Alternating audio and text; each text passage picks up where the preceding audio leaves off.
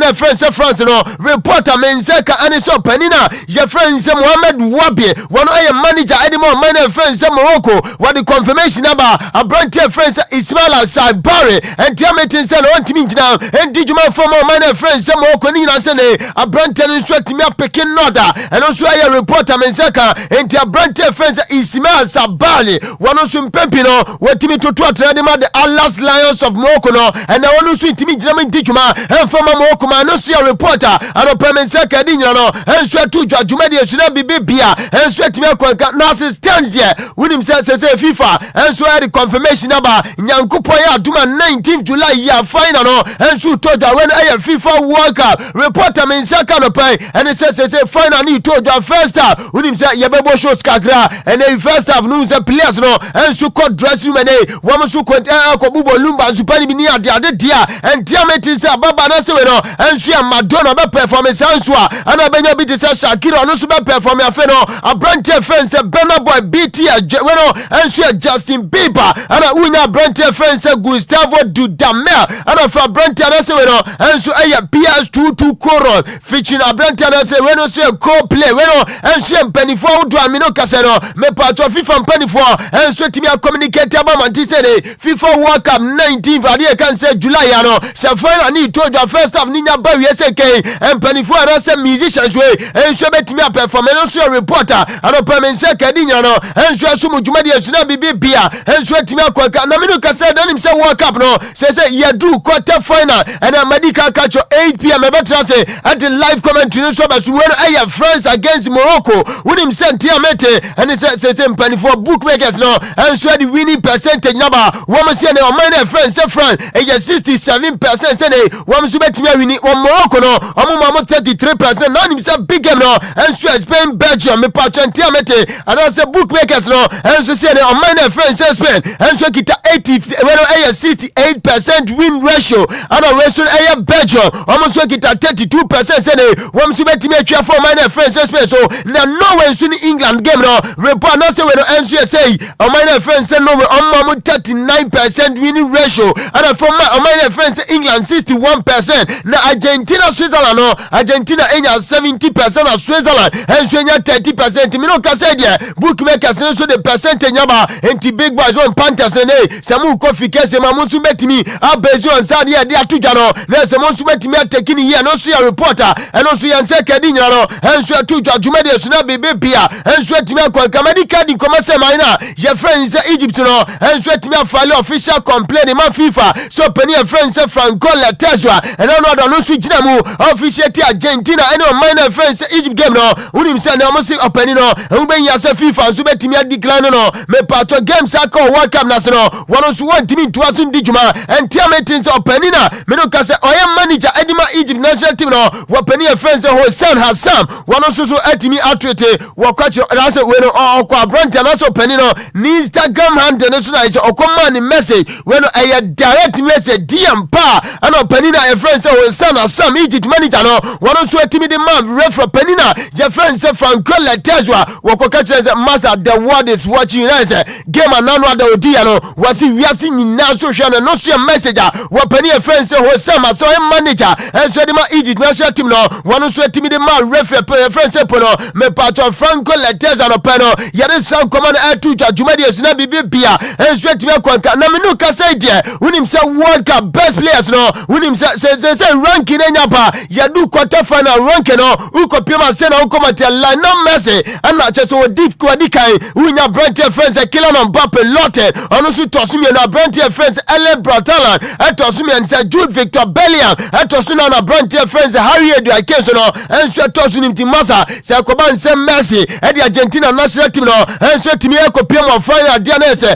bibia dia dan say so penny no one so betimi abonu ma de entimi no ka say dia say 5 shortlist players and penny phone so timi shortlist no say koban say omunyina no omu mai bia so timi qualify ekopia mo final enya wawa so mo so betimi ajagde kan say pono me patro best player of the World Cup and opede san komani nyina no and so tu jumadi esuna bibia and so timi akwanka na nsentema me bedi komo and so chose Paraguay and so no my friends France and so omu bo ade kan say pono me patro run of 16 game no omu yifru na after the game asa nsam to do na and then e free sa game no and so tiba nim se na ukopiem enso pagwa weno enso ade ka sempo no omo senator baba ko a ye friends weno enso Celeste one also to be manu abrante friends killer on papa lotting brutal na no mi se pa agwama no enso timi eya for sade kan se festival na emno amasa pani ko hwe na so omaye killer on papa lotting the toy and so ma twaja tu na se abrante na kamera se ne pa agwama no wo mi nyanu ko metimi asinete no ade to dwa so pa agwama mu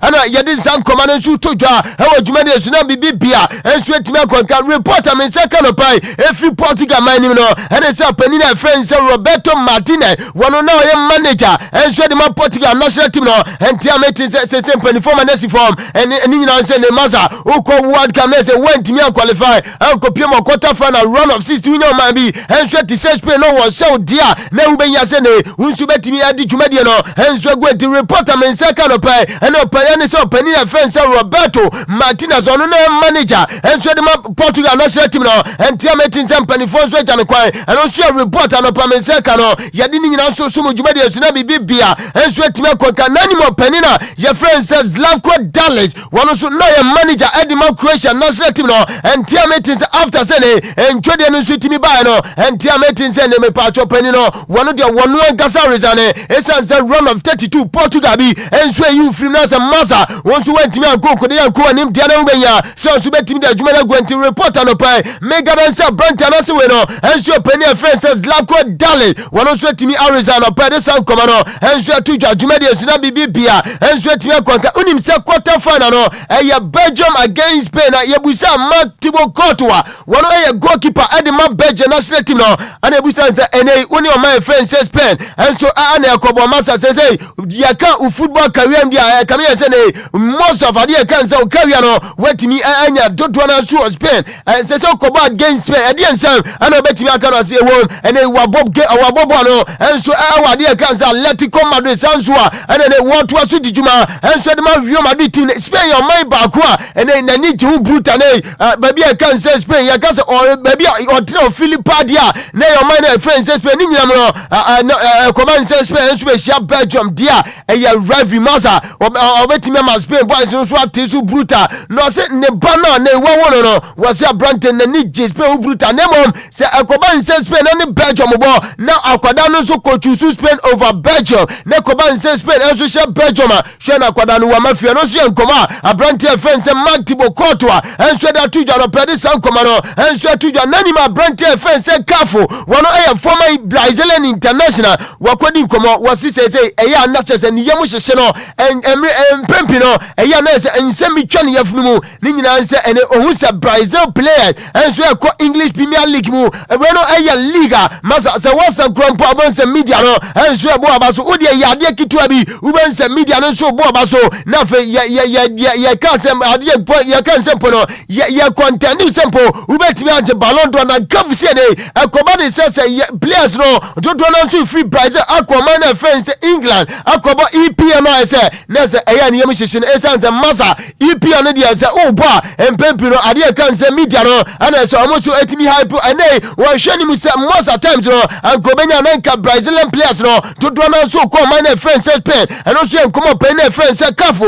enso akwadi aro pere san koma no enso atu dwuma de so na bibia enso etimi akoka na minu kasa unim say national team coaches dia wajisi kapa no eyo pen na friends Don Carlo Ancelotti every year bia waje 9.5 million euros if we unya pen na friends Thomas Tuchel one also manager enso the mother three Lions of England one also waje 5.9 million euros afa ufiri unya no William Nagelsmann one no manager Edema German national team no menoka said dem penfo jan kwai one also no 4.9 million euros afa open your friends Fabio Cannavaro one no manager Edema Uzbekistan national team no masa neze open your cashier brutal every year be 4 million euros and afa unya open your friends Roberto Martinez menoka said penfo so jan kwai one no manager Edema Portugal national team no one also no 4 million euros and pede san komani no enso atu dwuma de suna bibia enso etime koka assistant ni ma brantia je friends Michael Olise unim say World Cup yabo USA Canada Mexico 2026 FIFA World Cup yabo no abrantia no say why 5 assists aka just 1 assist na wa equal assist openi ya friends World Pele wano so timi ya esan se ne wo pe player no so timi bo World Cup na se wo ye most number of assists na se European friends se wo pelemino kasa no wo kwa ne nkrachi ono enso timi ya de kan se 6 assists enso one World Cup ase abrantie friends se Michael Olise wano so timi aye 5 na big game to the France against Morocco akoban se otimi ma pass bi na se ade kan se French national team no ana se ni teammate no bi so timi convert na se po otimi ehye go ne dia na se o iko abrantie no so penina je friends se world play record wano so no so enkoma mensa ka di nyina no enso asumu juma de esuna bibia enso timi konka na Ruben wano enso Ibrahim Diaz wo ye player de ma Morocco national team no wano so akwadi nkoma osi kiele no Mbappe Lotin ene Aurelien Tchouameni wasi wo nyina no wo mo ni teammate anu wo enso di juma Real Madrid ade kansa club ni na mpempi no omo ye namfo ba chese bibia konka nemom anyume no watwibo se kinkire wasi abrantie friends se kiele no Mbappe Lotin ene abrantie friends Aurelien Tchouameni wasi omumienu no omba be ye rivalry eno so enkoma Ibrahim Diaz so player edima Morocco national team no ono so nkoma ono so akwadi adi nyina no enso so nkoma denke dos nemom emre no konti on this road amanane nkoma nyina no ye de be sina fe yetesi form efisa mu nkoma no ye de abeso mu DL Power Sports. DL Power Sports. Ejawo dead. DL Power Sports on DLFM 106.9. Right, tabusia egusua sinkonya so kan ketesi Lumba nsupa anopa emidi nkoma cho se unsanka Lumba nsupa ni bia bomade na ma unsanka bi esanse ba bia befa bia de Ghana adasa obia je atuma obia nso bubo bi obia didi juma entanopa se unsanka Lumba nsupa ni bia bomade na ma unsanka bi esanse ne afam fidie ma yaso ne so kuraje ene yenuano ma ne ma me no amafa afro monso so amuma mo friend for mo fra toto fefefo na ne yema munso no ma se nsu ade suma ma na se nsu a me kan for so the best man of Frano, Lumba, to person saying, and she should want that the perfect, some of Frano and my pomodino, and Sue Gina Brown, Yenu Mani, and my minimum swam of Frono, and Kobani Samuka Wasso, Nasa Mo wants to swan as a Yenaka push panel, Lumba, Power Numintino, Wapomu and Sue Gina Brown, with me at a baby boy and a baby girl, and sweat me painting upon Sanka Lumba and Supanibia, Messono Bomade, no amount Sanswa Kalumba and Supanibi, or Madama, and I Gusua Sinkonya, so good emusam, Yadesumu Jumadi cases, no Fadusuno. Yade efisa mun komano enso so ebetimi asumna pania ye friend say ya ampof ankra director general Edman National Sports Authority wakwedi komo after say Blasters of Ghana Echo World Cup 90 time run of 32 on my friend say Colombia enso ye film no wase ne ekoba ne say Blasters ye players enso so etimi akodi juma dia enubenya say ye best start scouting no enso afri Ghana Premier League ye best start afifie esanze master sebi mpanifo say ne ye bodama ye boy free enti nei ahubenya say ye players enso akwadi juma ewo the senior soccer team the Blasters of Ghana kachia ahubenya say scout no ye best start enso afifie ya mpofo anka enkoma wodi eni. We need to really go back to the basics, and the scouting of our players across the world must start at home. We have home talent. I keep saying that if we keep saying we don't have good players in the Ghana Premier League, then what are we talking about? We don't have good players in the Ghana Premier League. So how do they become better? They need to get exposure. There should be a policy, just like we are saying, say, percentage from World Cup fund should be given for football infrastructure, whether it's a national football academy. And by now, we finished building it, whether it is pitches, whether it is stadiums. The same policy, the GFA must find a way to make sure that every single World Cup minimum, young players and Kokrano, there should be a minimum of 3 local players. Henti yao ampofu ankra director general Edema the National Sports Authority NSA ana wodi sankoma no wie no to so enso HML emfaso dia ene yakoba ne se Blasters ye tournament bi na yenya local based players ni bi enso ma emfaso dia enso bebre Ghana ene ye league ni na.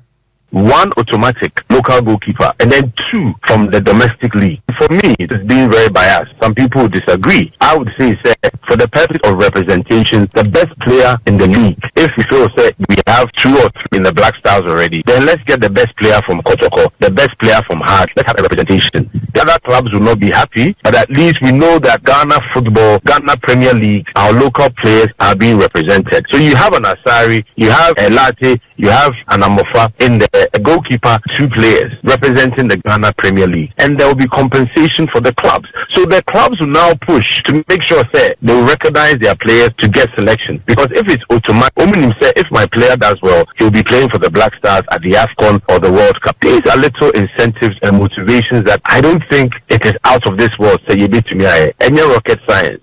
And when you do that, you are now developing the local game. When they come back, there should be a rule say contract.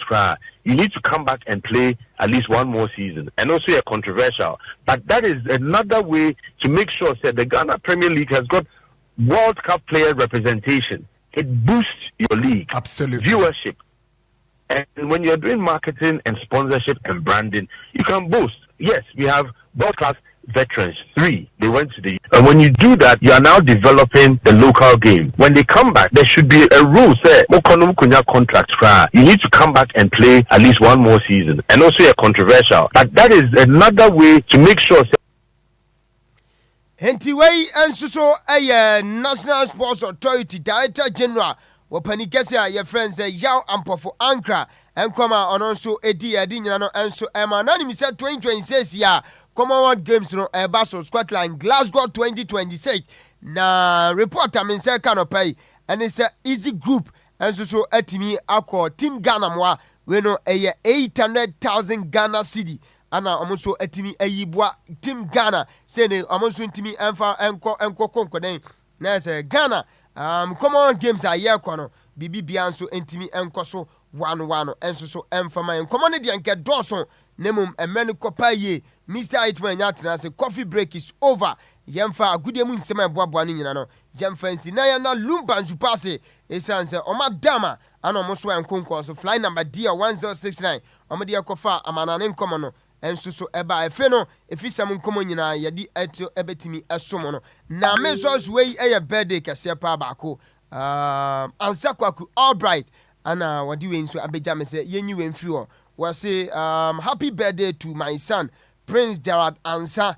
I say you are my pride, my joy, and my biggest reason to smile. May your life be as bright, as beautiful as you make mine. Love you endlessly. Happy birthday, champ. And to way if we answer kwaku all bright or and I say yamfa kunya wesunia ne doba pa happy birthday. Ti Prince Gerard Ansa o papa say odo pa. It Mr. Hitman. Agude mu nsema eboabo nyina yemfansi na afi yanchi adofo bi Samje Bakery ewo Madina afi sanso na Miss Rita ono so etie dwumade no wose 9 shirt ono so abo mabaso pa atade no wose bibia de Miss Rita me menchao ana bema yaw enso Madina yanchi omu nyina lajo su wotamanti Mr. Hitman anopa mami phones na yanso so na dwumade no kai ni enti na World Cup match wo hono ye 8 p.m. Yes no watching with the live commentary beba. Yes right but Bismarck do say na permit as papa Saudi agudi mu nsem local and continental hanu die ni wiase afa na nyina abesum deal etiefo awoti 106.9 and permit as say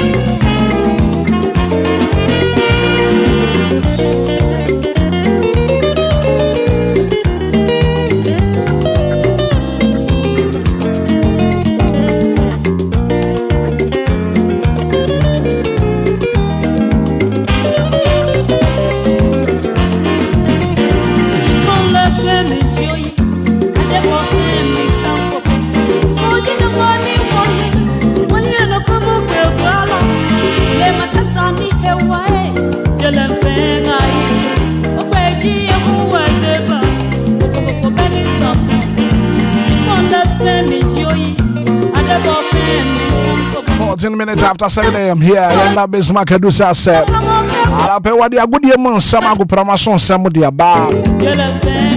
Phobia and the wood one birthday, your mama, happy birthday. Happy birthday and come out, what's your pure gada? It's your birthday today, happy birthday and come from out. Patricia Buama, I know what the happy birthday going out to you.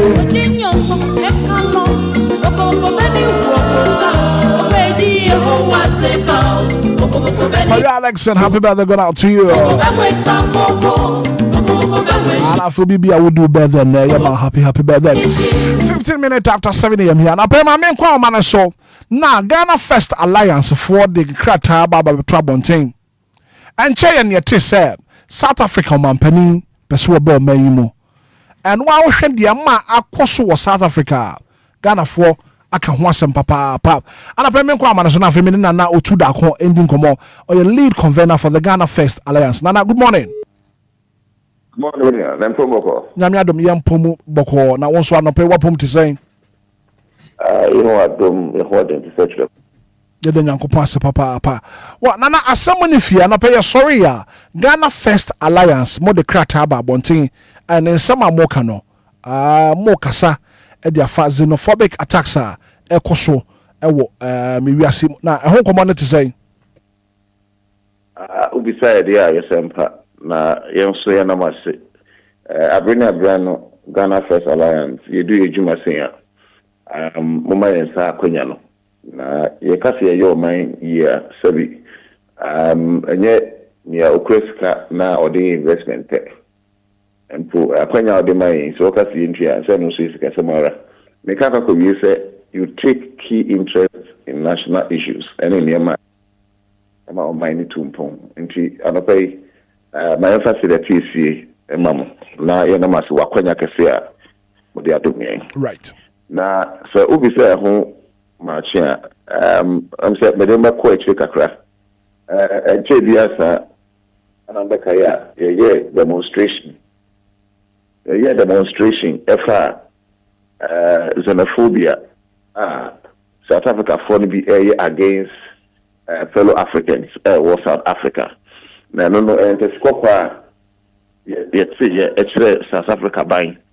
My woman say, and when you first say, you're not in jail fire. Now, and I'm so or yet, yede ho nkrata ekoma ase miensa no man pani nkrasa ye ka ho ye oswafo a ogron so hwe from agudi enensa ase so Ministry of Lands ono so ye petition ko san so ana nia odi enkita ho ma omanga na wamarone ye ono bokuju tabla kwa so yeso enya bi na ne ye pay miensa osha na ye kyerese South Africa for na abunya brain so no ye ba mine mu so ye nyuma no bibiro ho no mu so maji akenten so na ne here kese kra the mining sector sabi say obi eye MTN na ebia even so the $500,000 and $1 million and I be in a some of us we believe say we are in a global village and you always have to get bilateral ties in the idea and to ensure that the brace maybe mu say you know na good to say mine say what pakwa nyeka ho good fruits for free South Africa aja boso there and no the adabraka na yesu nim say omomre na lease ya dem since 1993 no abeso 2027 and team says one na ye catch Ministry of Land say yenhwe na yandane ama wombiem yempa Ghana ne yefema no esan say enkofo na omo pam wo so omo free krono so mra Ghana omo ye Ghana fo adwuma na omo so babaye na no anomaje aboso so na ye pay some sanctions to say yen waiver agreement it's a free waiver agreement in South Africa for no na yesanka aban and strengthen mu kakra na nka be cross suspend because ye ne honorable deputy minister ekodin komono honorable Jechikwesi for foreign affairs o ka chere say yinya botre diplomacy omo ye ho adwuma na ye na brother say be sin obi anwu ni ade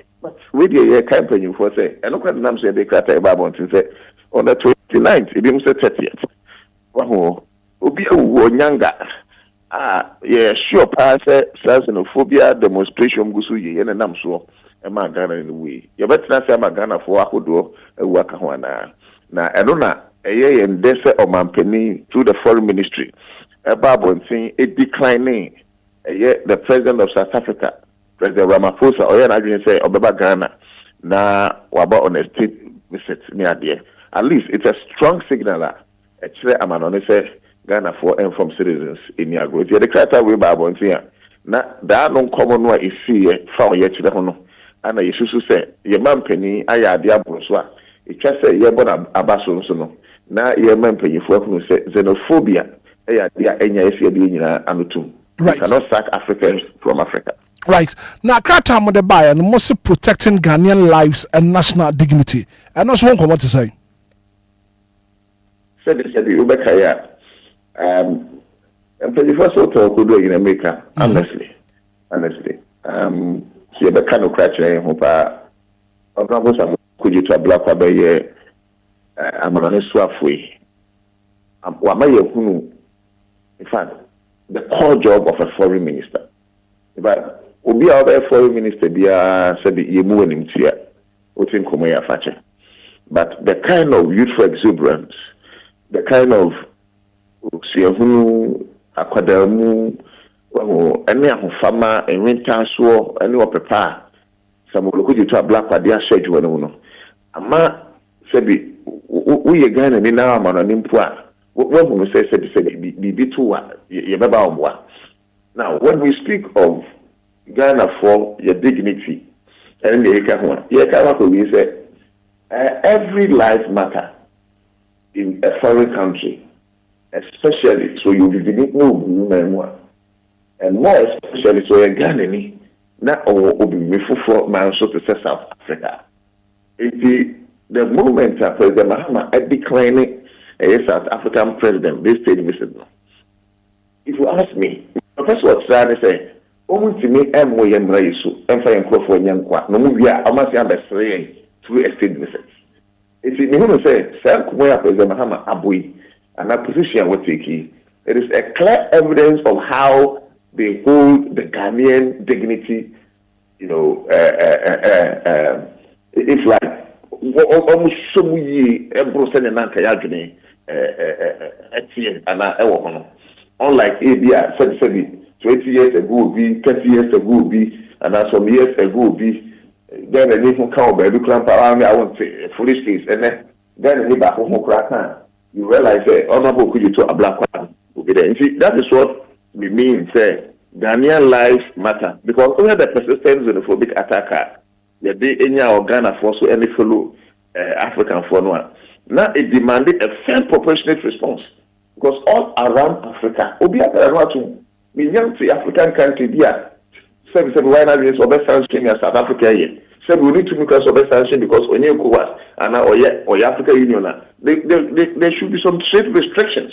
And Cameroon, people like Jacinta and Sankophone, Bruno, as a data will be told to say they can't travel to any West African or any other African country or even any Ghanaian country near there. So that these people know say they are Sankophone every year, but all along, so they were thinking, say, hey, they were on the right path. But after the Mahama, it may decline the number one gentleman of South Africa.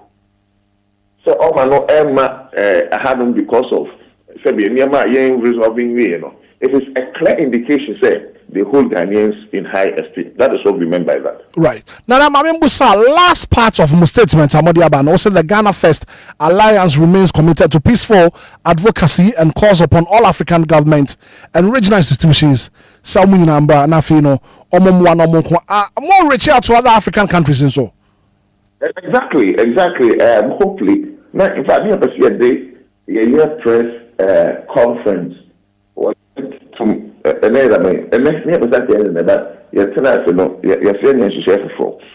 because we thought former human answer we are media through a press conference, and what we intend doing is other international bodies. Now international bodies need to be also Ghana.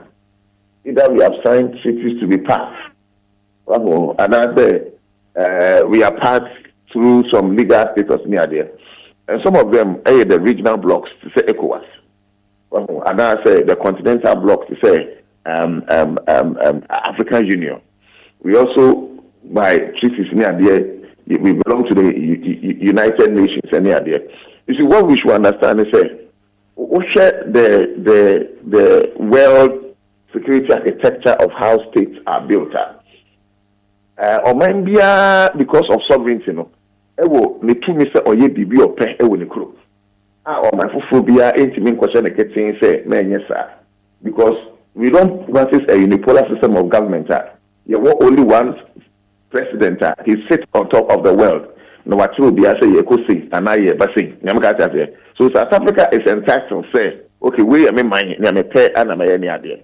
But of course, we also have treaties, as states, whether at the regional level, say ECOWAS, or continental level, say African Union, or even at the international level through, say, the United Nations, any idea. And we are saying, say, South Africa, apart from, I think, ECOWAS, a member of all these international blocks, if you say almost share xenophobia, say, somewhere in 2008 to 2015, some the we are almost close to every election year. Since we shut down say sanction porting so it makes them believe that they are doing what is right. The petitions command the United Nations and next week the petition command the Economic Community of West African States. The petition command the African Union. Nothing so you have a bit many BRICS officer. You know, say South Africa is a member of BRICS. Wow. I can't say almost a petition. Apart from that, there are some individual embassies and consulates in Ghana. Almost a petition, and some of them are like Russia, because Russia is a friend to Africa for a very long time. And in South Africa, I don't want to believe, say, President Vladimir Putin, they are happy about it. President Xi Jinping, for instance, in China, is a member of BRICS. China is a member of BRICS. And I'm so sure, say, such people we must petition. Then we will call on sister countries like Nigeria. And that petitions are already. Because Nigeria, for also, the biggest blunt in all these things in South Africa and other African nations like Botswana. Say, your petition, you don't be doing it on how we can even come together so that seamlessly, you beat me any justice for especially Omwa Yegum Saboni. Right. When you start here, we are Ghanaian. Master, Sika in a bit of a bank. Ebia, no breadwinner, Mabusiabi. Ebia, and I would just school fees money, maybe. If you are going to an animal and a papa, and an animal and Sacomano, you know, can say, you trust Aquano life short, not because for you the money, but because a Yansa Fua, a yes, and who Yansa, Ghana for Mabuna was South Africa. Woman Yansa to us, Abramo, if you know media, Edisa Oyenevi Abaosu. I think that unless we place some sanctions, some restrictive measures, well, until say a bit to me, I punish South Africa for a war conditional. Said in penny for him, says nobody, no moon. I mean, from the perspective of Pan-Africanism, and yes, you win here, the Africa, Musabi, that make actually say, I feel like my uncle Lucian and son. I was sorry for Kwame Nkrumah. Any president, Ediasa Bako. I can't want woman share with this about Ethiopia. Now, almost pray, say, you bring every mind and Cabo. In fact, on that very day, Nkrumah's speech will make you know, almost South Africa, you will say, Jan Fakwe, say, to me, Abua. Now, you South Africa, every apartheid in them. And many of us are not going to history, but I'm sure so be any more. Africa, especially Ghana, and the South Africa, as early as JJ time.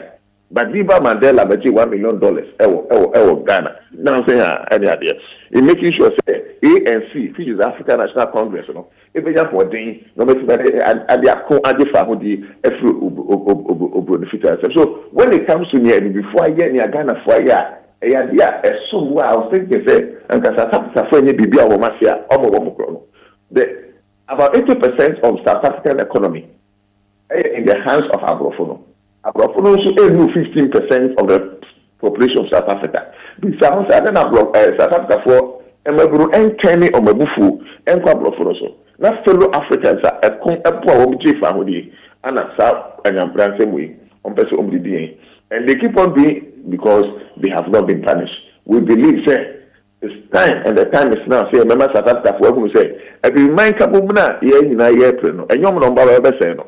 Sabi ye punish one kakra. No say we are cutting them away from Africa, but there must always be a prodigal son somewhere. It could say obi be swenyan and sabi every the jimmy mono. Obey the nation for, and that is why we are calling on the international bodies and other regional blocs say they should do the needful. Whilst at the same time we are commending President Mahama, Honorable Kuyutam Ablakwa, and this government especially say Ghana for winning. Not Ghana for I want who say Ghana for the city. Say wouldn't me and this is the time where I think so young people so young this so as long as we are Ghana, you know, that's the most important thing. Let young type president decision because at the end of the day and you should be who make sure say yeah and I will be more a man from Braubusuno. You will not know who it will happen to the next time. Ebiana Akoyewo, Ebiana Akoyemi. But because of decision you are President Mahama more taking into no, a bit massive actually. Right.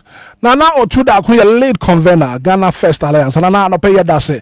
So when you didn't come with deal 106.9. Bibi a chair green best about China fee. Yabejin chemu Eddie free hall. So but of course we are soon can't say me Maduno, Ewa Ghana. So the woman cost were enyiko. Meaning say the Torian as a for the year no. Yaya, Nanka Yosia Yomubi. But the Bianca say, Senator Hitman very kind, an eye for an eye will make the whole world go blind. Me too, you know too many. Obia fine. And maybe let me use this opportunity to talk to the South Africans in Ghana that there is no cause for alarm. They should remain calm. Ghanaians, especially Ghanaian youth, are not brutish like some of their South African youth. We are more civilized, and we are certainly going to elevate the conversation. So if you're South African and you are listening to DLFM this morning, nobody's going to enter your shop. Nobody's going to stop in the traffic and take your key. Nobody's coming to enter your homes. Nobody's coming to enter your church if you're a pastor in case like some of your people are doing to our people in South Africa. At least we'll lead the way as a civilized community. Perhaps, I'm sure South African youth will learn from us tomorrow. Right. That's Nana Otudako, thank you so much for talking to us this morning. Right. That's all, sir. Thank you. Yes, your friend Nana Otudako, your lead convener for the Ghana First Alliance. Statement of the Abontino and Anapay Yati Honkomo at your free honor.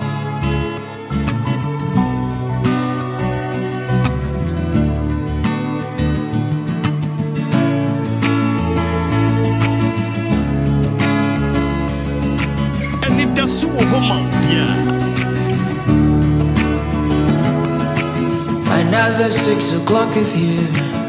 Wake up and meet the morning dear.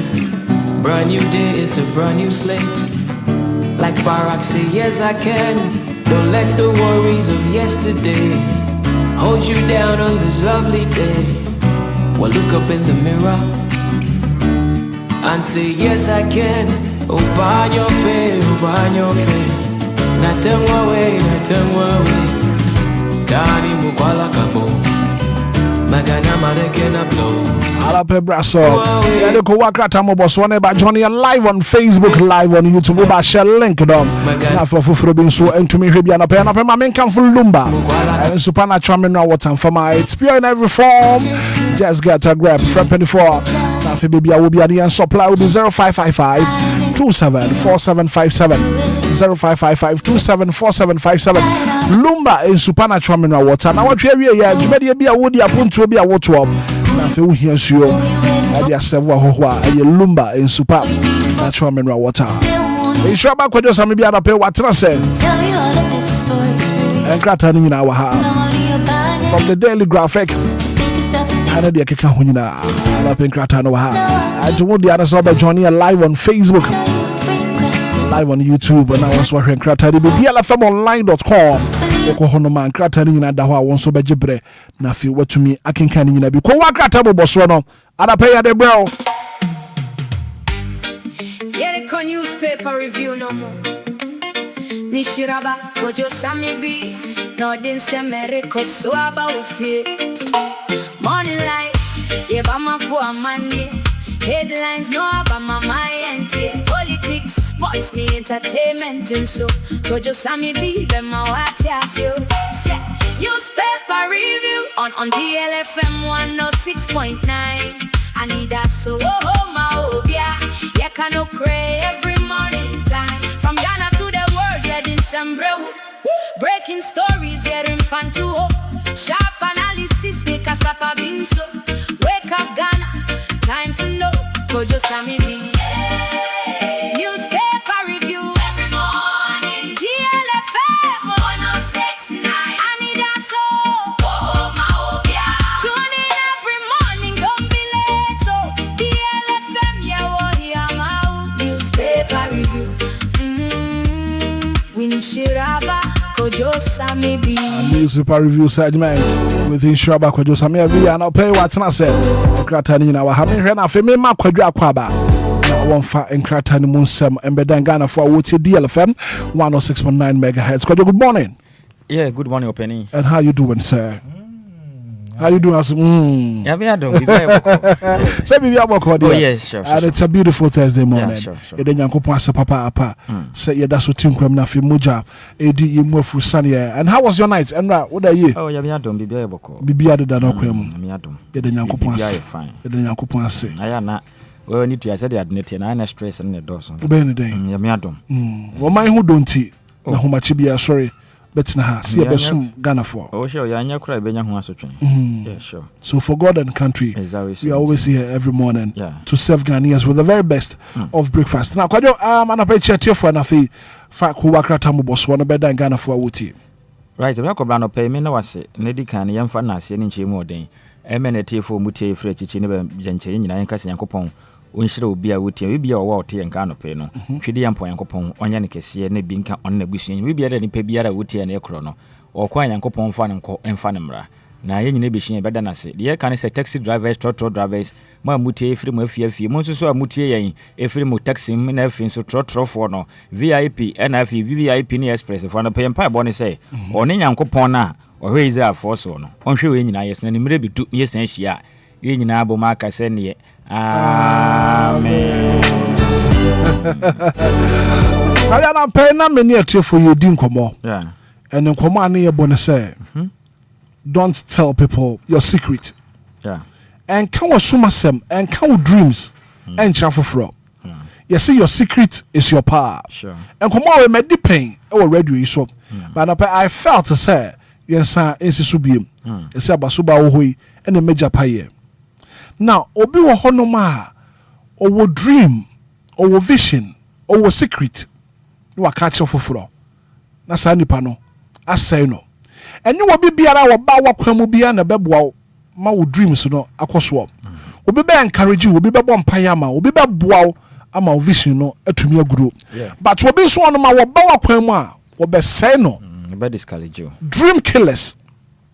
Now what kind of Bible papa bi ane friend Samson me kan wasem say one can secret and share Delilah don na ntokwa bi a wo be ku biara no wodi nkonim one can secret and share Delilah don ntokwa biara no wodi wokuno na wodi nkonim na abra wo kan secret e share Delilah na Samson na hwiase e baaye wo bi wona ma wo kan secret kire na wono so de kodi nkomo foforo abrantie na wa show bo se opeso ware wo no wo fa bi a wo so wo bro invitation na de akwa bruchire promotion na wanya adwuma na wanya appointment na wanya no susu se wo keka kire nkofo ye be yusu e de atia so ko we ni nkoma no pay na me ni atifo ye che right back obra me na wase no pay bio na se de na wo ka no no kure wo mu ni se abrabo na ye bo no se we ya hwi endo na wo kan bibi ene ma akoma be enuma beboa na watumi adu butai ho abrabo oh san komo na endo na mebo no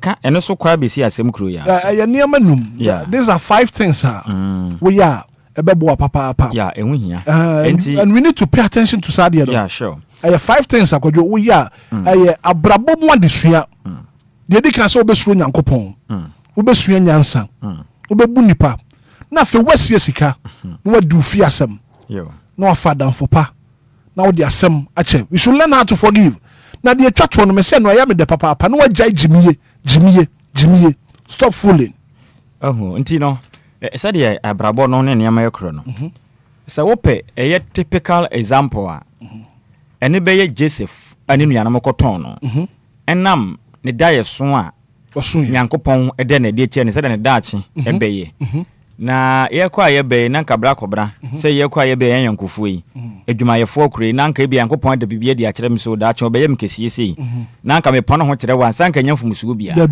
na so no kras me wo mu ni se nya obi ono ko no bo no sere no ene nipa no kire se wodo wo wono sere kwa in fact abrabo ye nipa pie ho no ma woda ache ne wonkoso no ha no obi wono mo mpese bra na wo bo no wo be san no ho obe ye agya no enti opese de bia ono ne ye kan ni na wudi nachi wo ho kire wa beji kakra kuti enti akoba ne sana wo ko wanim sana ontwema ho sa enti na me kura sometimes me we asoro kura sa me kan so me da ye kura kire so for ko na ye so hardly for me makope before ansa me kan me da ya kire wo no na wo sa so for ko ma steady pa kwetire ehun se de ye wote ye pa enti sa eye dene se me kan kire because ya waso for no be kura ka dreams and I die kura kire no kura bituma ma ho akire enya obi wa hu ni so ye sofo but unnim na bra bo se de wote ankasa ye ye nipa ye kwa ye ba obi wa ye sofo da so na bituma ku atia member e ma na bra bo ye basa wow yes oye nipa te se wa enti bibia ne ye ka na de ba ko ha adwen ne se titiru ne ye nuana mo ba no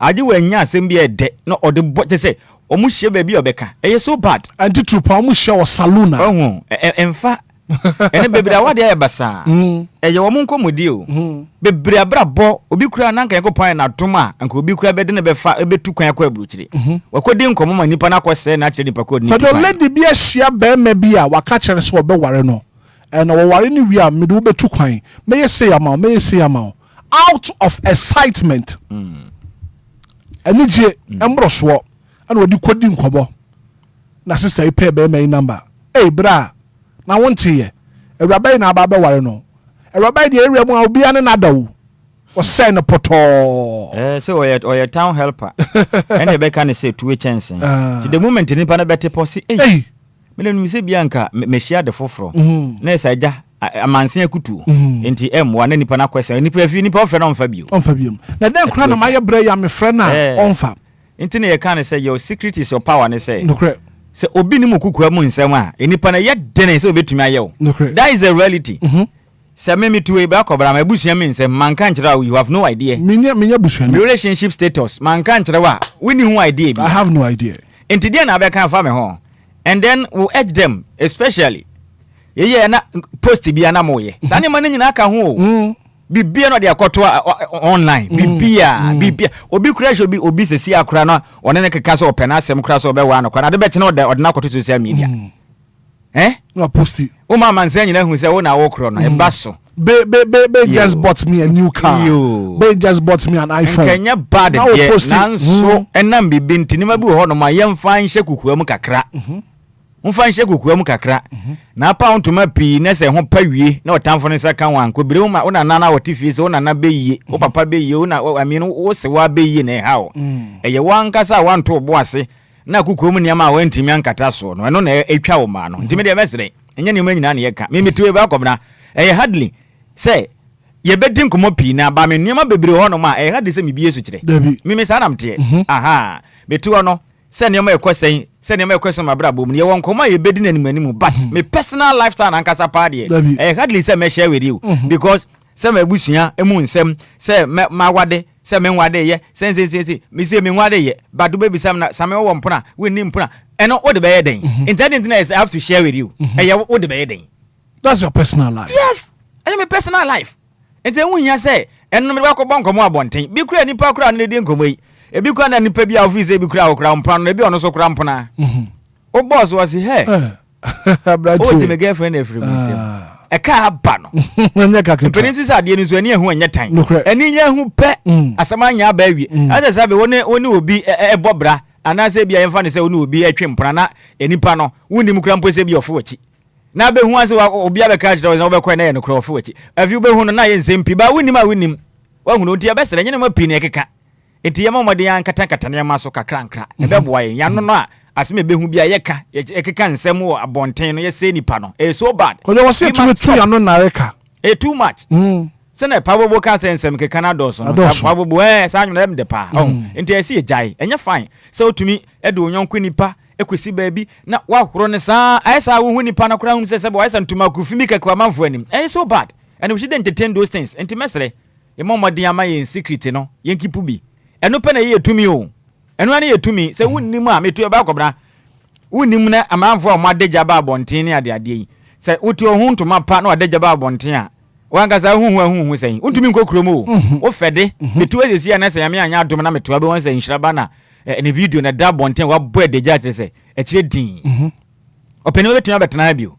there's no way sa na tie we secret na ba bonten sa na bra bonete enti e besere moma ye nto ya no na alaka kakra ye mo ye modern say be hye ye hu so ne mabiem na ye yire ye ho a nyame ne mle pamu no so so obehira ho nsem keka ne de openi minimo bia na anka yakopon obehira no ba wa hwe na no nsem ka yenti no sa nhira ne nyina bo no wa bie kwanya to ma tamfo bia bu aguram obi wo no mananka ese otukwan yo bana no asem okoka kire na yankofo no o ma shout that door no matum ye watamfo mo kan ho abrabo Bible ma ya ti ase o se ekwan kese bia ma ye but ho akwansifo no Corinthians na kai yes o se na ko bia pono kakra ma ye nanso akwansifo no doso omo doso entu bia wano asem bia beka wo de adepa bia abrabo mi abaka kire wadamfo de akokan na mom no mo so mo be ye ho adwuma no wo ho wo be ye ho adwuma bruta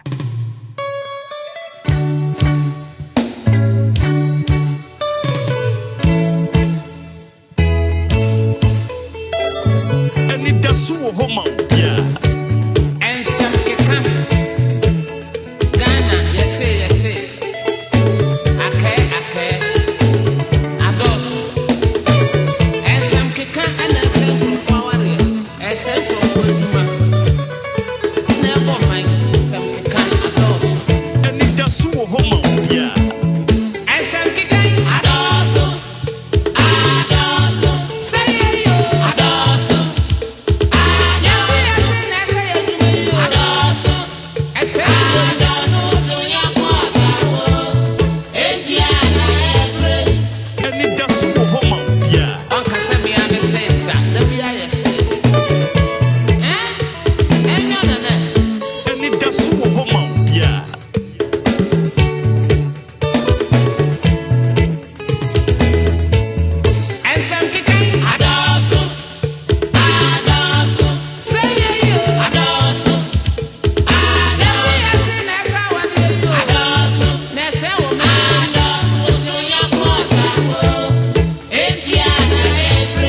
Shraba kwajo same bi kwajo so Dr. Pabobo ene kana sa ensam keka no adoso yesi ake yeah ugbe here say ehu hia adoso nteme de maka ye momode ana ye ni na ho ni maka tenkiti bi ho no ma ese ye kura so a yɛnkora so right there are some nipa bi wɔ ha na mo ne ade ametumi hwɛ ɔmo saa na mani agye among ourselves yɛwɔ nipa bi wɔ hɔ no mo a baako bɛna den sɛ ne man ketenkete bi ɔnka nkyerɛ wo da dabi ne nsa kura mu kura no bɛka adwo so onimo kyerɛ akwan ne ma bi wɔ hɔ no ma you must keep it nya bibia ne yɛpagya wo sɛ wɔyɛ saa ho debia wo ho bɛkyerɛ wo debia nso bɛnya case wo yɛ obi a pensem keka bibia pɛ sɛ wo pagya na wo bɔ ne dawura kyerɛ wiase amansan debia ho mpa asɛm so me de wo bɛnya case nso na court nso apɔ debia da bɔ ho mɔden sɛ wano bɛto naleka nsɛm a ɛnyɛ wa asɛm enkwaka bi yiwani na bɔ wo bra bɔmɔde yiwani na kwasi antachi JFA former JFA president Mateso was Ghana yenkopi eyi Morocco fo no na ala na okaka nsɛm yi Osum Ghana GFA for how many years? 13 years. And obedi GFA boss or Ghana. And then we to hono man is ya to us we. Ye dia. Mesre na da. Mesre no. So we are on the din. Is here no. Ghana for any abre. Oh say. Ah, na say e be na me bu no. Say si onya GFA boss bi o. Enti on tena kire din. I kasa on tena se no wu a. Oh, mes na say GFA asam e ye be. Ah, me wa fa asem susu a o. Eye be na meka no. The dog ye kasa bebu oti ase ne oti de meken. Dr. Kwesi Antachi. Oba GFA so 13 years in finchia du mienza. Want me amfa Ghana football nsiye. Ama curtain so abeto aso afidi we gunu kodwo to a. Oba ka kire se yenkopi eyi ye friend se Morocco. Yenkopi Morocco num na ye man wa kwanya for 13 years no. E de na ye fa ho. So you better no. On pen be bi ntena din. On tenase din me penase mpa you should go and sit down no magana fu ani abere pa ne mpa obi o ye competent obetumi adwuma no when ye the man ade no ho ne se black obra metie yi ya ma konya se mensom mentumi anso o san fa ne mda bie me wo se ye san fa ne mda bie ko ntachim na se Ghana fo ne sa na ade ne tie o sa ade no se nipa ne ba na se okunye dia na se ne de obaba ne hunu so ana ye se yenko fa dada na mara sa enye ko ntachim tumi ye Ghana football yi ye ma ne tumi no ni misemo keka wo afi ho ara Uni manzimo kaka kire okuruma. Edu ba bi no hu say oni Nyankopon kra epe e wo GFA boss o. Mode mu nim ntra. Some of us we supported Ket Okreku say ono so mesesa mayen. E na oba ya fi di ajogon kra no. Asat now on ye compare to Kwesi Ntachi be hu say Kwesi Ntachi aya de esere because of want to name mayen ntra. Ba Kwesi Ntachi nso amoa. Na football people for so tunyon pa. Say den. Won't nyuma moto. E che dia na. Football people. Omo tunyo pa. Won't you okroma? What have you? Tie, enyoma football people for no to.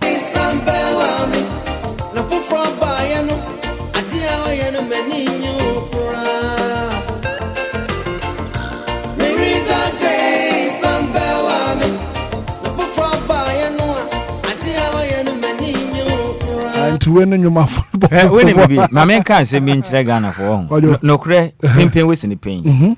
Though Kwesi Ntachi breast was compared to Kate, no, Yabeka says, no Kwesi Ntachi far better, and he was getting closer to becoming a CAF president. I'm telling you, no. But problem when they say, Sassika D. Anas expose. Alleged. Ye Anas expose in the tone. I can't person me can't want him. Namum, we are quenya on Sunya ye, and work up a holder ye qualify ye could be. Kwesi Ntachi the work up, I think say almost 3 times. Huh? Or the echo bear 3 times, and sana will free so. 2006, 2010, 2014. On one the dear coy. And on by a coefficient of 7 Ukrum and a pim samri. Yantimi and Fanny and Sana Pimone, our Ghana. I want to me a moon touching. Sikomi and I want to me invest say, oh, you're legging your problem. I and any. Your picture says, yes, it's your Shasiache. Question the jabless no. And one young way, and your best reno. And to football people for some year dada. Nagana force I could focus in Ntachi and then Humani. If you Jamaica turns out some cry, home to Tia Buta, your best reno. Only the football and it is no. On turn the baby, and ya dear Ghana for Yan be out football. And our Omrana experience is the best teacher. Was a Nilan Tivanda boy. Now, I even offer say George Free no way. Oh, so then go contest here, me offer one George Kwesi free. So then go contest Kwesi Ntachi na 1 tias ya man. 1 penny da kra. Ghana ne de se nipa no hu se wo potential sa obetumi contest ne penny wa kwa tias na wabubu apre nyina. No kwado me no nya adwen. Some are the vice president of the FA. Vice president na so kwanya ba so o person no so contest ya so me ntiase. O ntiase se. Ne brenson ye. Ne brenson say. President is ne bra so no ankasa be hira no. Ntimi de yesere o moya me ya o. Me nra say me si me kwotena afi no bra ko me si medwene na meti epa me. Na adwuma Ghana football. Hi. Me si ye ni ya sika o man benya afiri mu no.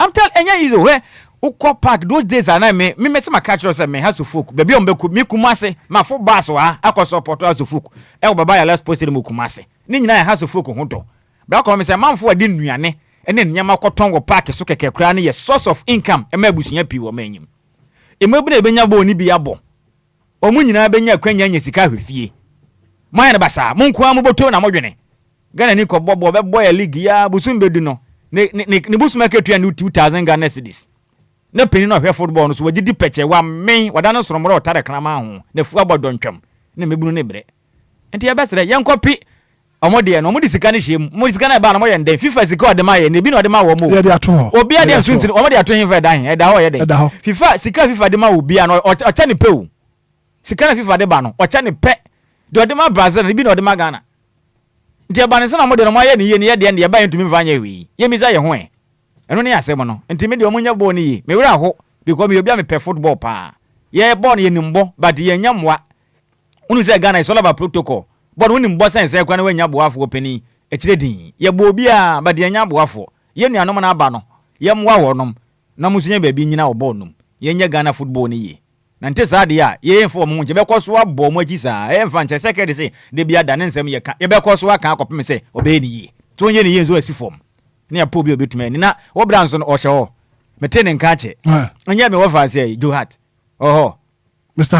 Hart Henry Asante True asa na sensa wo na nka aja wo ne na asa me kwese minu ano no sound ya boss na kopa na minu ya sasa asasa say asasa say na minu ano no hwe aya bi say dan kwaku ye bo a no nka mu nsem kire Henry Asante True say dan kwaku ye bo a no nka mu nsem kire dan kwaku ye bo a wo say obi o ka no kire pa you got a point normalization say dan wo de ne call you say mo kaka ne hye o mo do mo be bo form say team opening wo bo a when the omunya de kope omu code of ethics no okwa de ye no bi na be ye onti no maybe I don't blame him so the communication director na meboa de ombeka se ombeka na woka me na menua Henry Asante True na me kira we say de ombeka se wonka no ene na wombeka oyibo brother me ka that no way ye friend say station we ye friend say nkura star FM no ewura de ndom ko he ni video bi pa no bojam bruta enye yizo ba se si okoye ne jena dum bia be ye ho ne owura ho nko ade a communication de I say DJ Omar na ma fa ne se on na ehwe me kasa so de make so nka na obeka no peni meboa enti problem na nye ye de me metwa openi ko ka ni say magana fo nti enti problem na nye problem na de ye ket de ye GF boss no obi nzuzu a mebire no ba ko ne ye me wo fa se ba ko na oye no so no wash good yeah no catch good peni fo no me wo fa se na me kana se mi ono so hwe ni ye okọ ho ache ye can defend na say de dia ponhwe ne owu ane tenten be hu okurum a no kure ho ne ye kan mu se ye no kure sa na ma ye be pem ne politicians mu tua bribe say ye ntua ebe hu ane sika ne bia pie kurum na obi akwaka ena me ma we say wan to ama me afinu ma mada pa deje ye wo he ya emre ye ninka so ye den sisan be ba to munye ne ye no mo ho ntom te sa me lead demonstration Besmark mdo musuro mbegina nche me ne DJ Omar ne Kofi nom Kofi says so man wache dia e kire din ye beko ne yakoto GF nim ne ya kire man penis wongu Ghana football na FIFA mba ne yen wonim sa government entumi no emfa ne ho frofam se ye pese FIFA e ban ne yen FIFA betumi aban ne ye de yen sa wura FIFA be ban ne yen o ma ye 10 years a ye peni akwatena se ne ye nhyehyɛ papa ye ban ne abe ni ye and do you think that will be the best option that will be the best na impact to be no man ne brand ye ne sen se no penifo na mo da no na gidi amen but o man nya hwimfrim enti yeguna se o man na kura sika nkushim ye nya sika bobra wa Ghana o mabru nya adwuma nya na sika be ko GF se mo fa nko a ne mako na moko ba ye goma nya hwimfri so a yeguna ni ho sika na ban be ko na ban fa sika nkomo mo ye sika na ba ko channel de akwa ya de foforo na Ghana fo afili afam enti no aban hwe no fa ne nsan ka GF no onkotum na FIFA mba ne yen ne yentena se ye se pitches ni nyina kama ne yehunu se bibia ye fan ye share se ne ye ball league ne ye ball isi de aye ne black obla to ehwe o de se kumase se wahu ye resume league na enda hu asora na mo de dop o mtutu park ne so no ko de ko be one ball we na mo so macho 1935 o mo ni haso fo be pem ne o de fa mo nya na mo de ya de fa ko wakra ta mo so da be sunrise ni furu mo mu fundamo ba de wa mi ti wa do pe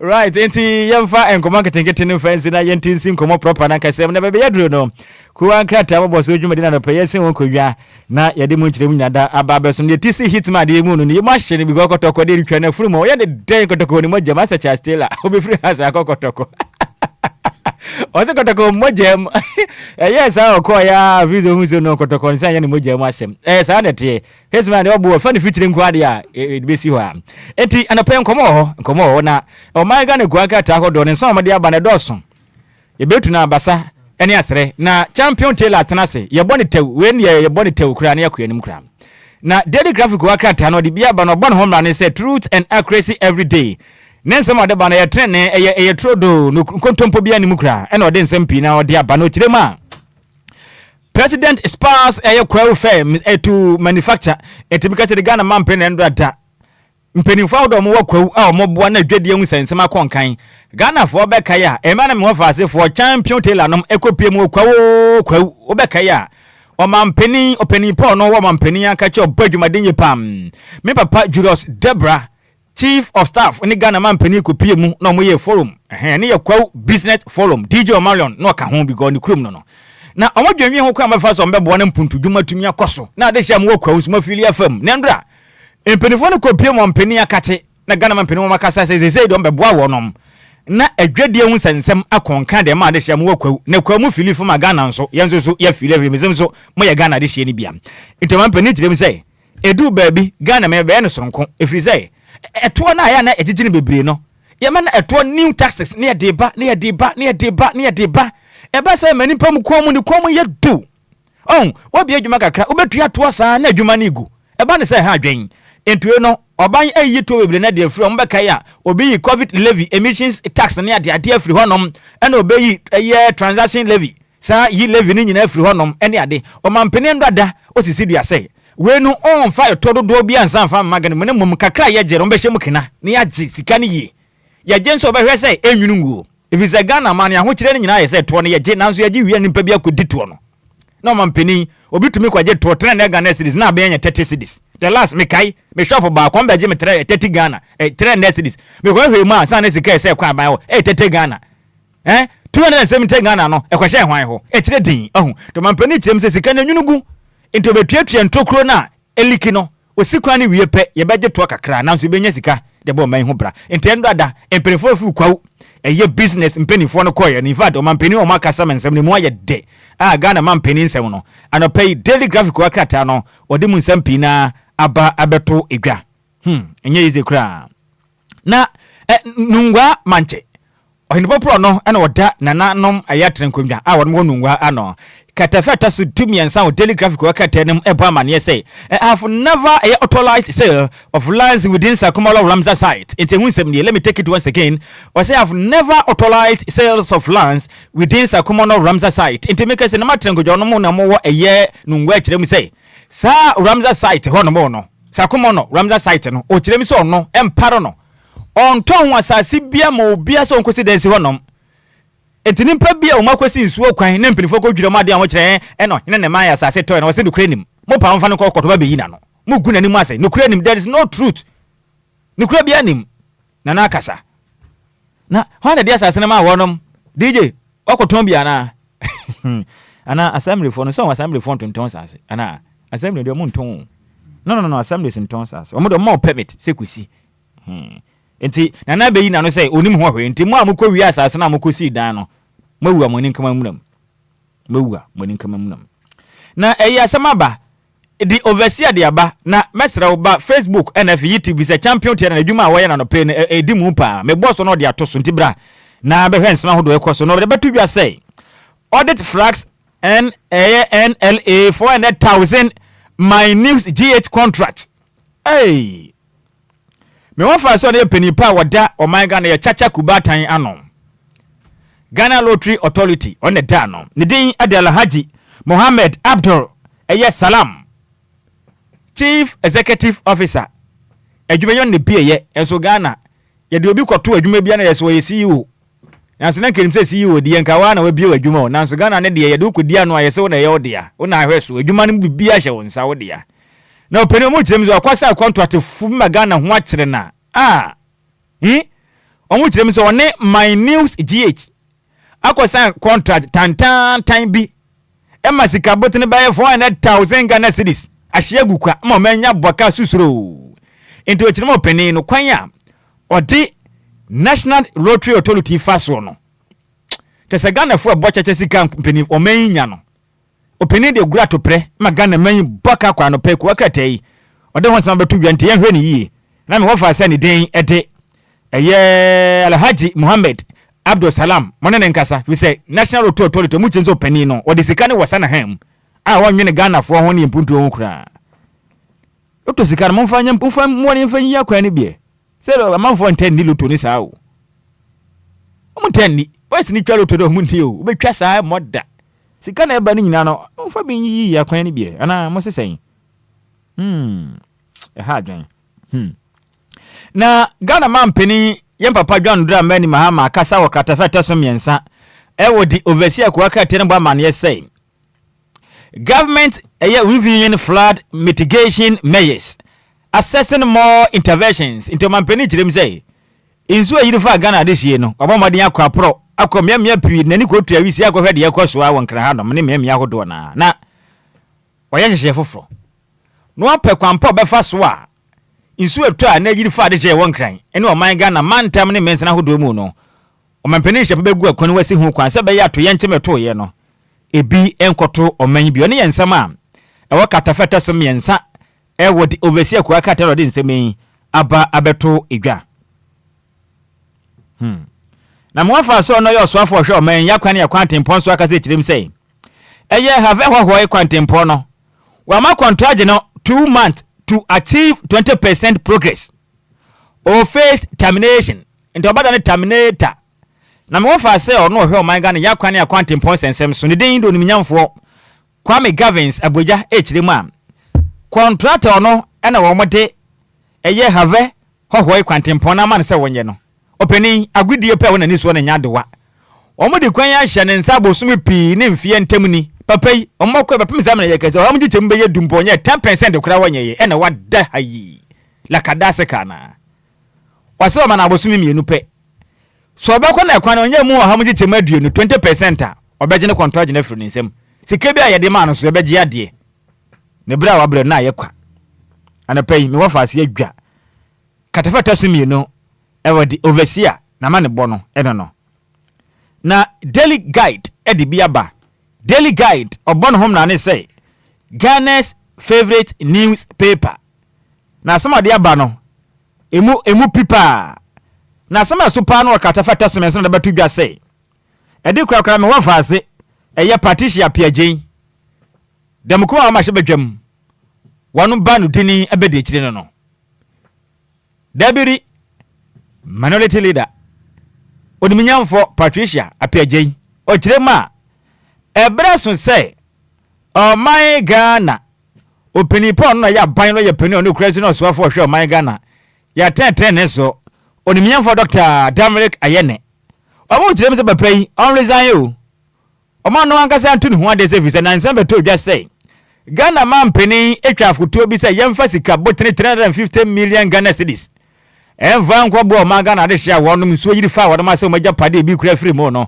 yemfa sika yi ene achede encheche busuafo re na okirema sika no hyehyɛ pɛ so omo ye fa wono ma anye ye tiense sika no makwatam no hum de Africa Bank of Ghana akache chese baby ese sika de free na free honom na so mo de omo pɛ sika ese ekoma hye bodwa mo transport bo ho ye ntwe free anye ne se omo anya ne sa enti omo ne nukura mo men omo ne nukura mo ma ye enti ono wanto ne ho ade ese ne asomdwa mra fie asomdwa ma fie kura na agya ye hu baby susade bodo ho no befa mo kirem say 350 million a year contingency fund release sikai kwen amade fa so a mode asokwa adane domko ma hye badwam achenchira enti mamo monu so who are you matwa fufo dia form kwan chi da hye manum to madwa omusa Tony Jan onsi form ene wanim ya anope domko ma no buafu a mabbo madwen wa ha omani abre pa nye easy kra nye easy kra ne buafu pa buafu na MPP set September 19 for new executive election ha nye easy kra katapata so nsia e the daily guide ene mu nsem die na nyina ne say yakopon ya atoma meme na bay empia manyoku no mbeto eye constituency ene ne ye men's na bato no bekoso o manyim yakopon ya do meme na bay ya intima menchia adentan constituency incoming MPP eye chairman edema adentan Mr. Foliata said the TV yakopon be man nsaso no wadi nkunim wate mechiao ne wabusuafo no nyina Mr. no mechia mu nyina no pena omu kirem say Jesse Frimpon Kodua eyo twetwerofo peni de ma MPP amayoko ni se mfanto Ghana fo anim ebia na champion Taylor opese okoye national chairman de MPP a 19th September ba ko to aba ba ko tu franka na ana amayoko dia ompe okay ana o se Roman father amayoko no Ghana Freedom Party ne position be na opewom hey adwene bana bana trim o se opese okoye president ni PA enti His Excellency Philip Kwabena Ajeman ananya din sanye sanete apia kubi Kwabena Ajeman bemo oboada aka Roman father champion Taylor say opepi into we person ho amampi no be fa no so no waje omo bribe anya sa protocol officer adwene na o Mario na juma ben o be reporter o Mario be ndey enka secretary mane o my no treasure no nsie sika no na me uze ye chenchen bi adumawu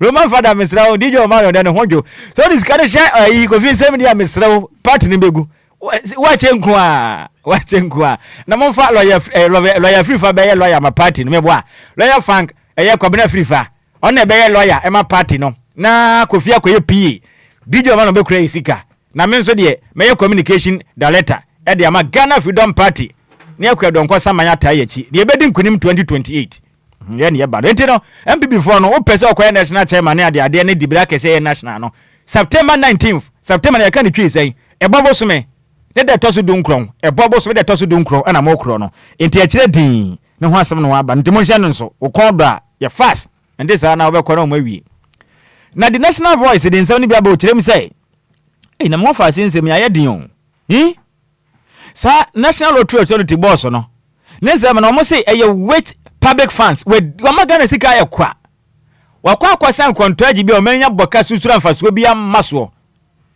Ghana kwa akobọ chacha sika na omo ndi omo sika na amagie no mfa mo Ghana nso a na National Lottery Authority sika na omo de yeden wo manim ha ese me mama de yakwa hwehwem be ka kire Ghana fo me akwa hwehwem National Lottery Authority sika no minum ade amode ye enti anything na bia mama mo se sika no ho no e ba kwa hwem se mo ye hwemfa anya akwanya ase no mo de mo kotuatua portos no mayen why ya bota cha ne ye ni ya sika na e ba no so na mo san so e de gura to pre e de ade a ana yengu na na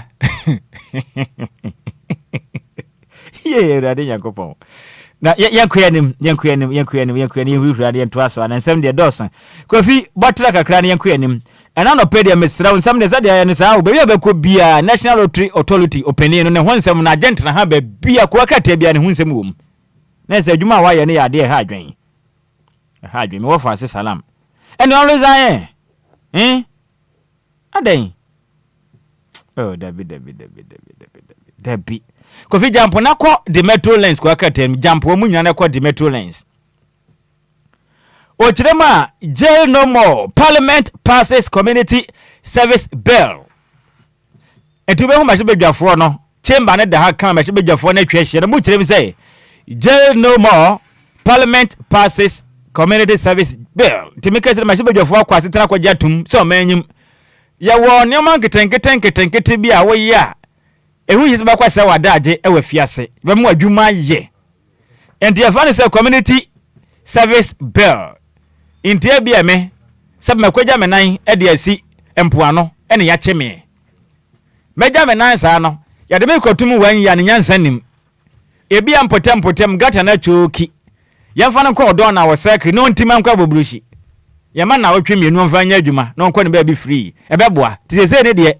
wa mu kire mo magye mra na tum enti Ghana ne asabe udidi afacha me wo so na hamache a ukotwa bintu disi ayi epoano ne mfikyire mu amoye ball a mudigu gata ni mu no ya chema awe ye fa me to prison na yense mo aduane ni da bi nya sa adwuma no apetakura ya me nanam ne ya me aduane ade adosade enti enie yehu se ode gata anasa bola to gata mu a yebema contract efiri alajo eko aveno no watim ana DJ ngamwa wayi mu nyina assembly na ngasa de kawe besuo no me afafa bola na de akwa ma next time umfa bola ngu gatem enti we beboa yen ye beboa ya momfa ya adwuma na nso yenkotwitwa videos no fansa na mo nkokyeche wo no mkoti gatenim nyuma nketenketen fumoso nketenketen no we ya yemfa nkotu afiase ne yama adwuma ye na abanye state farm na nka yemfo mo nkodo enka bodifuo enkafuo banchifuo na nka mufuo na mo ho kekamo kambe jasa nzim ho ne die ndize ne die enya de abebe ba kotu afiase na mumbi ho no ma afata se ye ma okoyi adwuma no akoyi adwuma na odi aboa Ghana na huni die hu sensema konkan wo menem eye we de meta akire pa ese boma baso na munye state farm maka kire mo munye state farm ka we wochina na mode na ku nu akoto adua banche ne aburu na o manya kotu aton ne enya sika munye afuo mayen ana DJ yan ko jasa ase nye bini enfo mani di ntoso ana yan ko se hwie benya nsase wate na Ghana man peni akasa o aye na anu ya me man tie ko si akan we US ne Canada ne mai kwi blasters for no Ghana man peni kirem say emra na Ghana ya ne ayi tima eno am ko hia last from sen kura Colombia fo ko hia na Colombia fo mo bom national anthem na mo tunwum kama mo tubi na edu Ghana ya national anthem no so ane God bless our homeland Ghana na chese etire din ya captain Jordan ayu ninsa egu ne bo etire din chese yanya kotre mpoma na nto Ghana nwumi bi na mampani bi sasa na ede adia ede ne yahuni enti wo mu ya Ghana fo ampa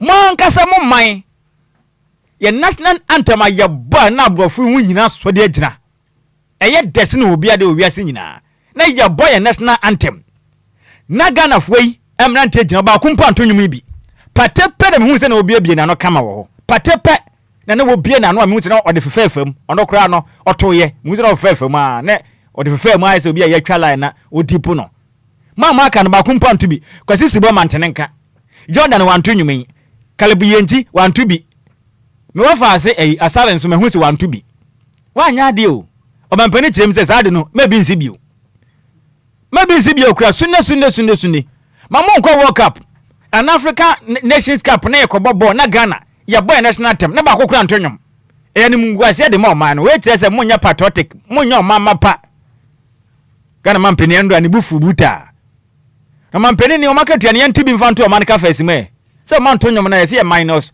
o mo sika no ana DJ hu ni zen man tonyom na za munya patriot yanti team sika ne so ana o monti ase kra ka tokwe be sika na hanenye easy kra hwe ka be yentokwa pa enye easy kra na electoral shout down over 8.6 million tax arrears unima evane zero to for no omna mutu nchene wa dan mpotem go no so wan sa campaign no omo nchene na de pa na omo kyerem se na ka da ho no sana omo de oman Ghana eto ho kanko aye 8.6 million Ghana cedis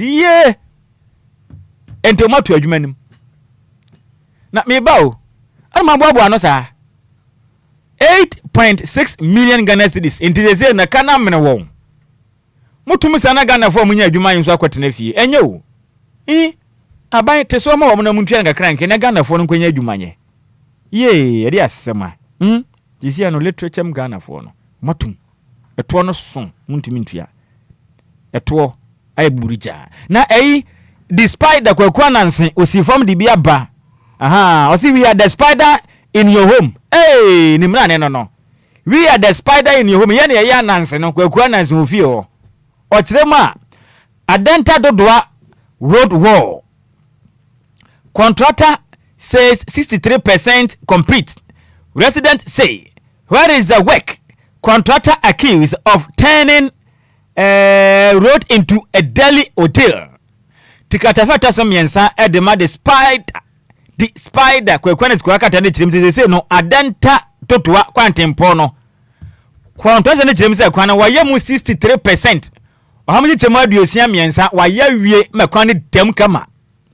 Na adisha mo potem achirem se ewe he o amni chema duesia no ewe wie ma na sasa ase because mu hunu hwe ama de hye ne brezu da kwan so aye se gon ena mfuturo inso to antache na mu na mu saa nso o kire ma we 60% na mu kyem 60% na we fa amubu afu anopai ehon nsem kwa krate de abanti adenta contract na 60% na we he o mo hwe o hu ba bia o de akohye kwayi bla na mu hu na mo moa na mo hwe ho asema ene ade a yeso mo ntia se mfa ma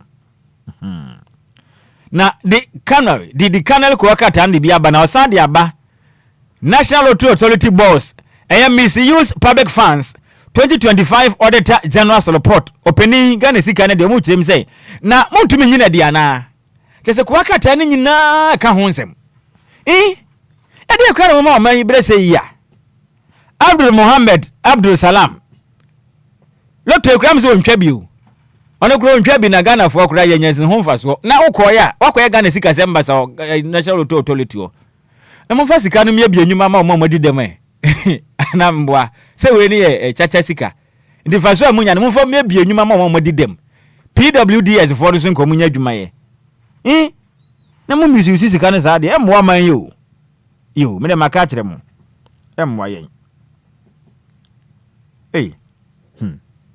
ko fin sam le adoso na so bra ne de adwuma nti yen nyina we sine fa ko akata mbo so nsi awoda na salai wo nti hwe ma me na me mbo no se de o ma hye de aba na pepepe na yen kokra ti hwe awoda no ma me kama na yen preprechi ne yen so na no pay me wa fast phone bi de awoda ba ko mienu bi aba na yen preprechi ne so na DJ Hitman fa na konwa kese no na yen toa morning show dwumade ni na no pay awoda di ka no kwa diama osofo pon a wudin ede Very Reverend Francis K. Atai. Wo anawoda GTWC. Carlos Eye Temple apiedu ewukumase wona atano. Na we ya resident minister. Ena na Yankopon twede yampon. Borborobo ade ede afi ba ko aka amfe ho. So Very Reverend Francis K. Atai. Yemo awoda pa. Ekwatenten onyini kire ene Yankopon ngosra. Ene won fa nwa wo na wotena won sa. Asafoma na Yankopon wa pa oje de ma wonom. Happy birthday to you, senior man himself, Very Reverend Mose Francis K. Adai. Yamin shira opinu awoda no onye ne sronkon GTWC Carlos Temple apiedu kumase na wo samalo fulu boaten eno wose yemfa awoda sronkon yemmo akire emfa emam. The next one kofi eko ediama me wa fa sa ni den ede Nafisa Mumuni wo wa hafo goso na miami wa fa se oya Ashanti regional correspondent edema DLFM 106.9 samalo fulu boti chirim se Yankopon de afi ba kon ede aka fi de ho fe ya mi hira wa wo de onya ne kese ekwatenten onyi kire ne ngwesra na no peye sra de ama no abusua nyina. Happy birthday once again to ya ho fe bia wudin ede Nafisa Mumuni a wo ahafo goso ya mi hira opinu awoda no onye no sronkokra na me wa fa se awudin ede eye fudia eye mamatu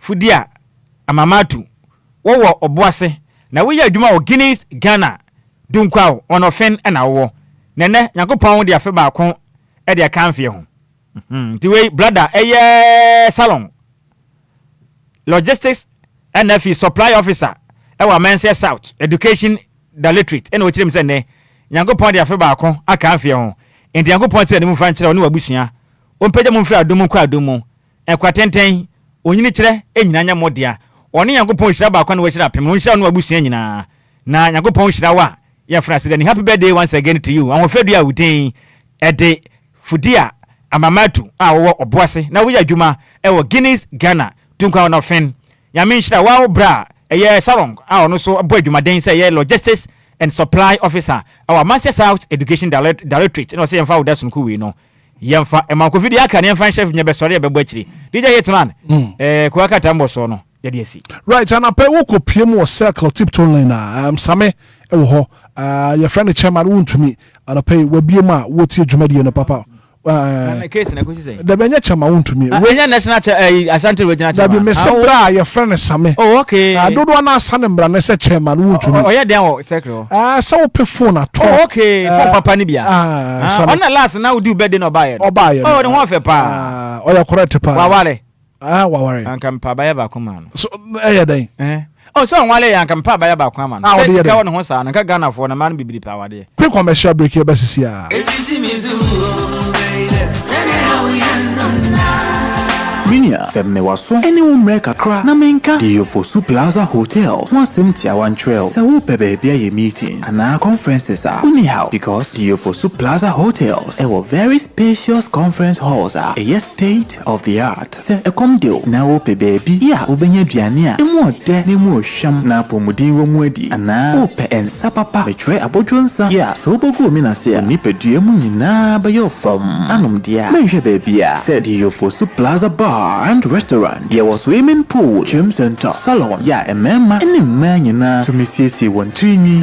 A fair modern event center. Yeah, very spacious with a beautiful environment into musical shows, weddings, christenings, parties, and all your refreshment programs. We've got you covered. Memory fee, weekend piano, live band music. Yeah, Mikaum, never shake you. Amoniaje, Echegusa. Oh, Diofosu Event Center, Diofosu Plaza Hotels. The Edai Papa, Inipadem. A buso into Saope hotel accommodation with a serene environment. Ya ubenya wa sumdwe dia. Ya bia ya punama. Afe ya wa 1-bedroom, any 2-bedroom apartment. Ya ubetumini wa busfia abetinemu for a limited period. Afe sheshe Diofosu Plaza Hotel. Echwa kwanye ewo obotan so. Any atechem ya ninyina ewo koforidia. Ebrin so ubehuyen wa hirase. Ya ne fire service station no. Ini dinshwe nimu. Se woko adenta. Ya wafrafraha. Ubetumi afre yen ewa humayiso. 0530458834 na 0207979461. Email info@diofosuplazahotel.com. Website www.diofosuplazahotel.com. Diofosu Plaza Hotels, where luxury meets comfort.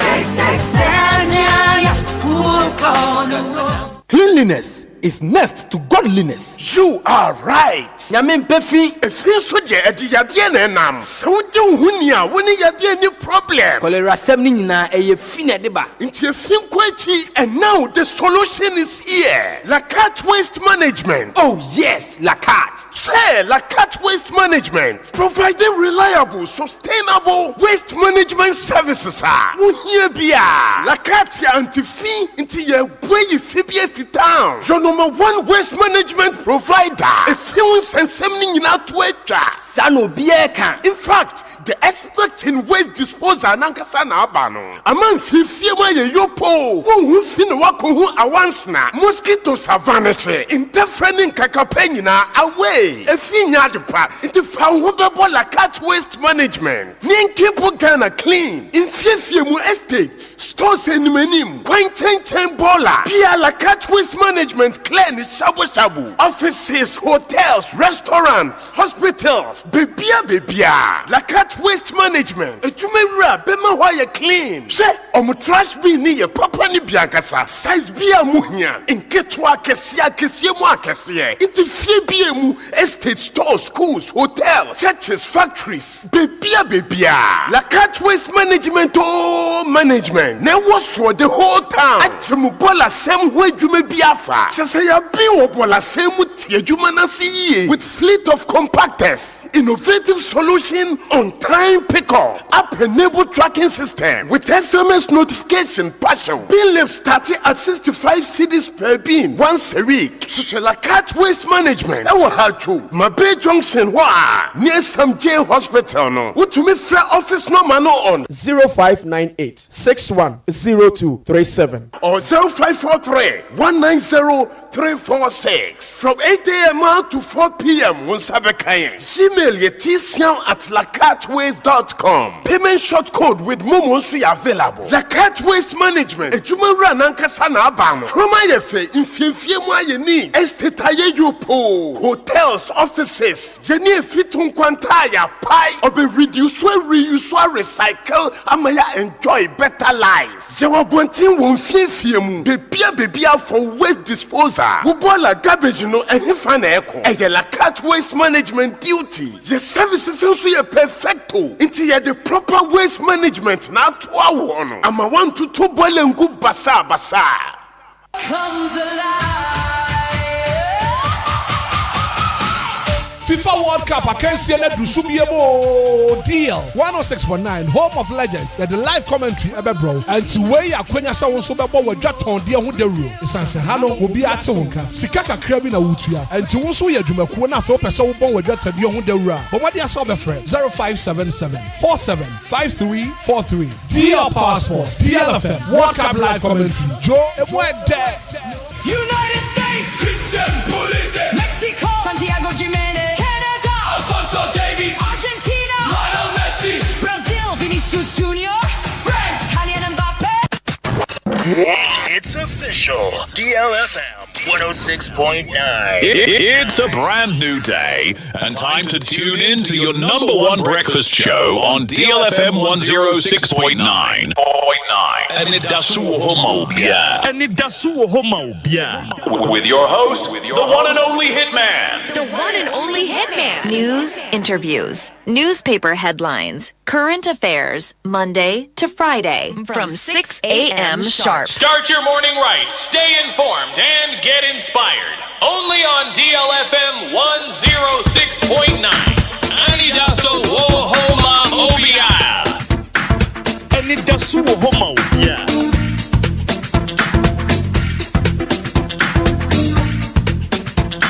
Anidaso Wɔhɔ Obia.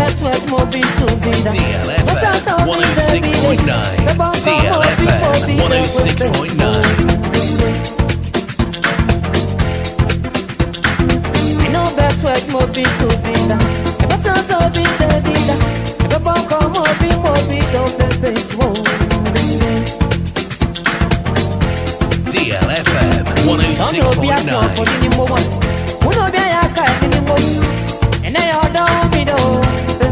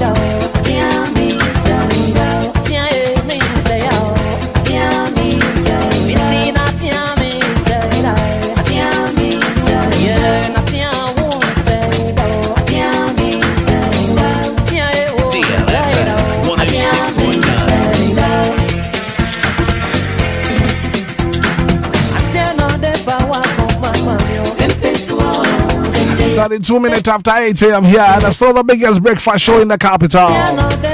I'll pay my minute one come on, cry. Give us one come on, I'm in a ball. Give us speak up sauce. Give us cook up sauce. Give us a bar mixture. Oh, yeah, Ben was so to me now, Naso Papa. Give us speak up sauce. Very much ejaculation. What is the carry about? What the owner never compare more. What the anti our band bedroom brutal. Ben, my member, the bridge. Just what Ben more. I don't need give us speak up sauce. Papa. They give us cook up sauce. I don't know, see your wapon or possum. Connected to I am Timon Hawa. I mind a Hawa. I don't your friend give us cook up sauce. Man, sanke be a bebo papa. Give us a bar mixture. I support immune system. I put some malaria, typhoid be a Hawa. John decided to water. Now give us a bar mixture. It was your crowd. I will be one of my dear Biani Bessin and my prepare Bianias and the condo. Well, lose appetite. Give us a bar mixture. Now, drugstore be a pharmaceutical shop will be a benya beato from 34. What the aqua was open, give us speak up sauce. Give us cook up sauce. I'll have a malaria drone on. My friend, give us a bar mixture. From 34 0543 222 470.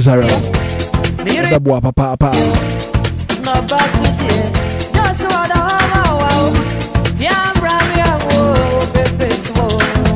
Dr. Time that's something control. Made him for her clinic, Dr. Time that's up. The new branch will be a Pokwa Semaira. For quality healthcare, stroke connected to our dear Chia, Wunya Rasa. Wapano Apostle, infertility, I won't some dear. Medima for her clinic, Dr. Time that's a Sebra, if you want in the 10 for mile. Medima for her clinic, Dr. Time that's all. Yo, Pokwa Semaira. Yaria Woody Chia Wunya Rasa, and will last stop. Medima for her clinic, Dr. Time that's all. A doctor for honor when them they want to my Bobby wire resemble. Massive one when you name to pa. Paul Bishop, come on. The doctor was 0244 774 282 050 07 27 215. Medima for her back clinic got a time that's up. Where your last stop.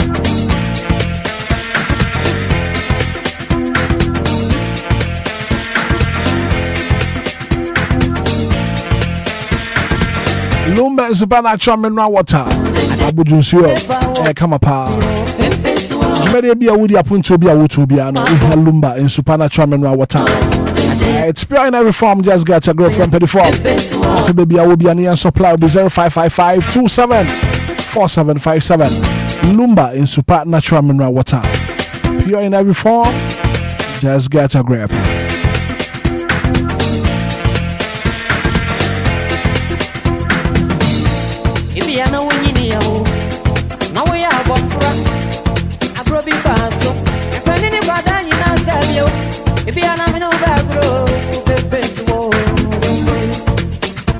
Anidaso Wɔhɔ Obia.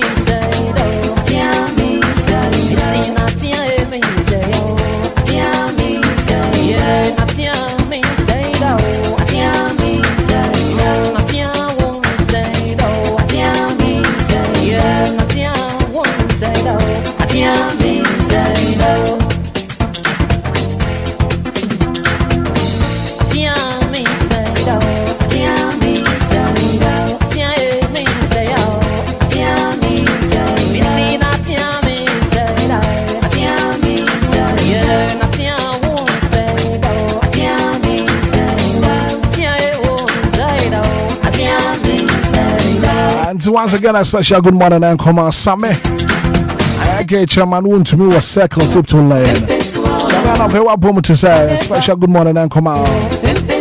And your sweet wife, and I'll pay me chamo papa. Somebody my video na 2 DL 106.9 amuti Anidaso Wɔhɔ Obia Jumedi na braso. Abeja fort na se na fe dem pense no ya dia bro.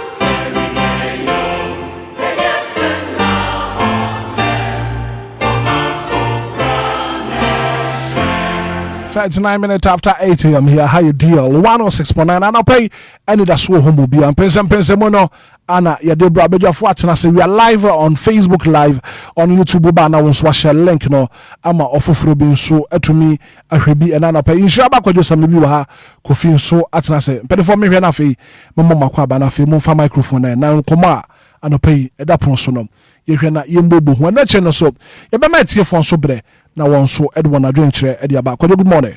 Yeah, good morning, Bracobra. Kofi Margin. Martin Minia. Na bibi aboko. Nyame adom ye ginem. Ye da Nyankopon ase papa. Well, as someone if you na pa some da ponso.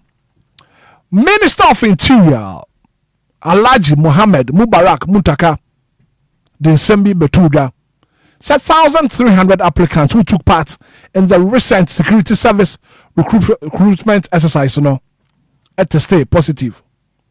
Recruitment exercise one were tested positive for HIV during the mandatory medical screening. Ana pen koma me pese ye bono. Yes asemu. Recruitment exercise course wa.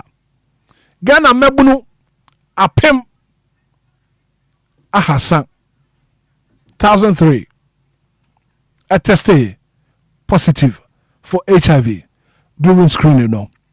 I want to wanted to say as for mine.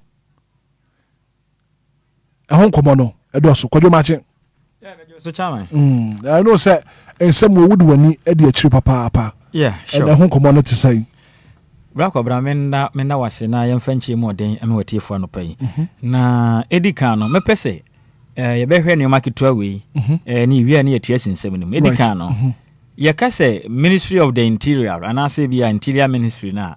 Said ya kan kese be kan say eye efisem asoye anase asoye hwe o man Ghana ye fisem so eno na ye government body responsible for internal security, law and order and public safety ono wo hwe so o man no ya hye so ene o man yankase mahoba monsem no be konkan asoye we no na wotumi say obefa o man Ghana de hye adwuma no makoye adwuma ahoba mboku ahodu no nti Ghana ni nti ase mfiri ho no mfansa ne mra ene ye key agencies any rules awon mo pray under the Ministry of Interior nti one on betu dwa say saa so ye mebobɔ suwe na mo padwumayefo akɔbɔ man Ghana hwe ma ho ba monsem ene asoni dwumadie atimi akonkanen de dikan ye Ghana Police Service omo de say they maintain law and order omo hwɛ sɛ mra so die ne ba mra ye adwuma e wo menim nti Ghana Police Service na adwuma yi onom so padwumayefo wo mu ye Ghana Immigration Service they handles border control visas and permit ye ne ahye so no Ghana Immigration Service be hwɛ sɛ wo pese owura ya ahye no so a ɛho hyehye ne sɛn efi nso wo permit na wo visa mpo to me krata be na ma kwanse be wura manyim eno ye Ghana Immigration Service nto bi ba Ghana na nkita to me krata mko bi sa Ghana Police Service ana military service immigration fu adwuma titie ne ye eno wachi ye Ghana National Fire Service they provide fire protection and safety ye hwɛ sɛ obi nkwato ye nkyem ana se gya hyehye be koso no mo na yeso mo hwe hu ni se saa hyehye ne be kon kan ne gya enkwahye obi omo so de no Ghana Prison Service they manages safe custody ye de obi koto afiase a omo na mo hwe se nipa no ompie nwane de se de obi akoto afiase ne wadwane kwa a wonkwanka kyena Ghana Police Service obi adwane mom no Ghana Prison Service omo na mo hwe omo ase and a rehabilitation inmate omo hwe no bibia kon kan ye obi bia efa ne se NADMO. That's the National Disaster Management Organization. Omo na mo hwe hu ni sa to ye nkyem enhyehyɛ ye be kon kan na fi so BBC a emergencies putipuru dia na yenye emfa so ano NADMO National Disaster Management Organization sa so ye we nyina esa so ye hwe o maga na afisem eso na enie omo sa hwe se nipa bia wo civic and administrative services ebiri se o ma Ghana de hye dual citizenship applications and if you work permit any private security license sanema we nyina mo hwe hu ni so ma ye ni nyina nti we nyina hyehyɛ akoto a ɛda so ye hwe o man Ghana ya fisem eso interior minister yen papa Muntaka Mubarak Mohammed on hwe so aso ase ma hye bedwani ti black obna ye hu ni dwumadie ene aso ye hye ase ye ntensim ebeto odwa se nkrata mu bieye se Ghana fo wa wo kondo no kopa adwuma na mepese ana no nkomo di ye no nka de beto so na wabɔ na DJ Omalon so de ne video na to so yen papa Honorable Muntaka Mubarak Mohammed nkomo twetwa de kɔto dwa se Ghana fo mo kwa kɔpɛ adwuma ye wa ho ba moko no mu no sei no Ghana re hye bɛboro bɛyɛ wasi over wa may exact figure but wasi over na meaning say they are more than 13,300 no mobro 1,300 nipa porpore apem ne aha miensa na ne moro ye yentie ne kasa no. Well, I remember he's here when we were discussing the argument. Let's send them the results. And then I remember, the recent recruitment, we had, I think, about 1,300 or so that were on HIV. And then they said, can you imagine sending somebody a results, telling the person that you have HIV? That's not the procedure. The person has to go through some orientation. So one of the things that we did was simply to say that when you get disqualified, you are given a contact to reach out if you are interested in knowing the details. Then when you call, then they assist you to let you know. Because interestingly, some of the things that we realize are treatable. So people need to know and then also get treatment so that subsequent recruitment they could join. So you need to know it's of interest for every person that got disqualified to be interested in knowing what was the cause so that at least you'll be able to those that you can treat. Hepatitis B, if you have cardiac issues, maybe you've had some major surgery, drug, mental, and all that. A lot of it, some of them, I believe, you would help you be able to get out of it, especially those who had mental issues. People may not even know that they are having mental issues, but these are things that are easily treatable. So we encourage everybody to try and reach out. Don't just say because you've been discovered, you are no longer interested. Be interested because it may be something minor, it may be something major, whichever it is. If you get to know, it will be of great interest to them. But the reason why we didn't send the results directly was that we don't want the shock. Even based on the WHO guideline, there are certain ailments, you just don't throw it on the person's face. Oh, you have hepatitis B, you have HIV, you have that. So that was why we didn't send the results directly. Black O'Brien na say wa magana fo hu ensem a waswafo no hwe o magana fi sem so oniminyamfo Mohammed muntaka mubora kede tudwa na bakobra yentinsim unso ka bibi say ebi hono mana wonkrata na adoko ma hwehwuma hunu say bia bibi o ha ba kwemi nto ma disqualify o into ma wo contact rather contact say obetumi afre na openchi ma mo de a chechire o mu say die ni ntina o ma ntumi ama adwuma no wantumi ankwankwe na waka say wo hwe wiase nyina akora ase hwe ya pomuden so ne kire say yade bi wo ho no ma untumi nhyɛ da mmodin kyerɛ nipa no pɔte sɛ osimesi wanya ade we kɛkɛ agye sɛ bɔ mmɔden ade wo fantete mu kansere wo yie etufu adu akyerɛ ma wo yi wadwene firi nima bi ɛbɛha wo so ansana ya bodi ayɛ den akyerɛ wo enti o man twira nhyɛ wo monkrata na mumu no wo pɛ sɛ wo hu a mbɛka ayɛ den akyerɛ wo no kora no gye wo kɔ kansa no kakra ansana mo aka akyerɛ wo fa yene na se ba kɔ bra sɛ ye fa obi adwuma ade edi kan a ye de fa na adwuma no o man Ghana ɛwɔ mmra ɛwɔ manyim na mapese mebone makakra bi so ne ye bie ni manega na fo ehunu se de niam ekofa edikan na mbisa me ho se na se obi wo HIV a o my Ghana mla no de na eka na wiase mla na tese obi wo HIV no otumi nkwanya ben adwuma ana so otumi nkwanya akwankra adwuma na brako bene ne Ghana's public sector does not ban people living with HIV from job opportunities do tiena no pentie ne yi DLFM na interior ministry sintie ni ye Ghana's public sector does not ban people living with HIV from job opportunities. So DLFM 106.9 ewo HIV enu nkyerɛ sɛ ontumi nkwaya adwuma ewo man Ghana abanya adwuma anaso ye bia wo manyim ankwankra adwuma nyina ka ho obi antumi nse ne ho kwan sɛ ma ne nkwaya adwuma wo manyim. NNE.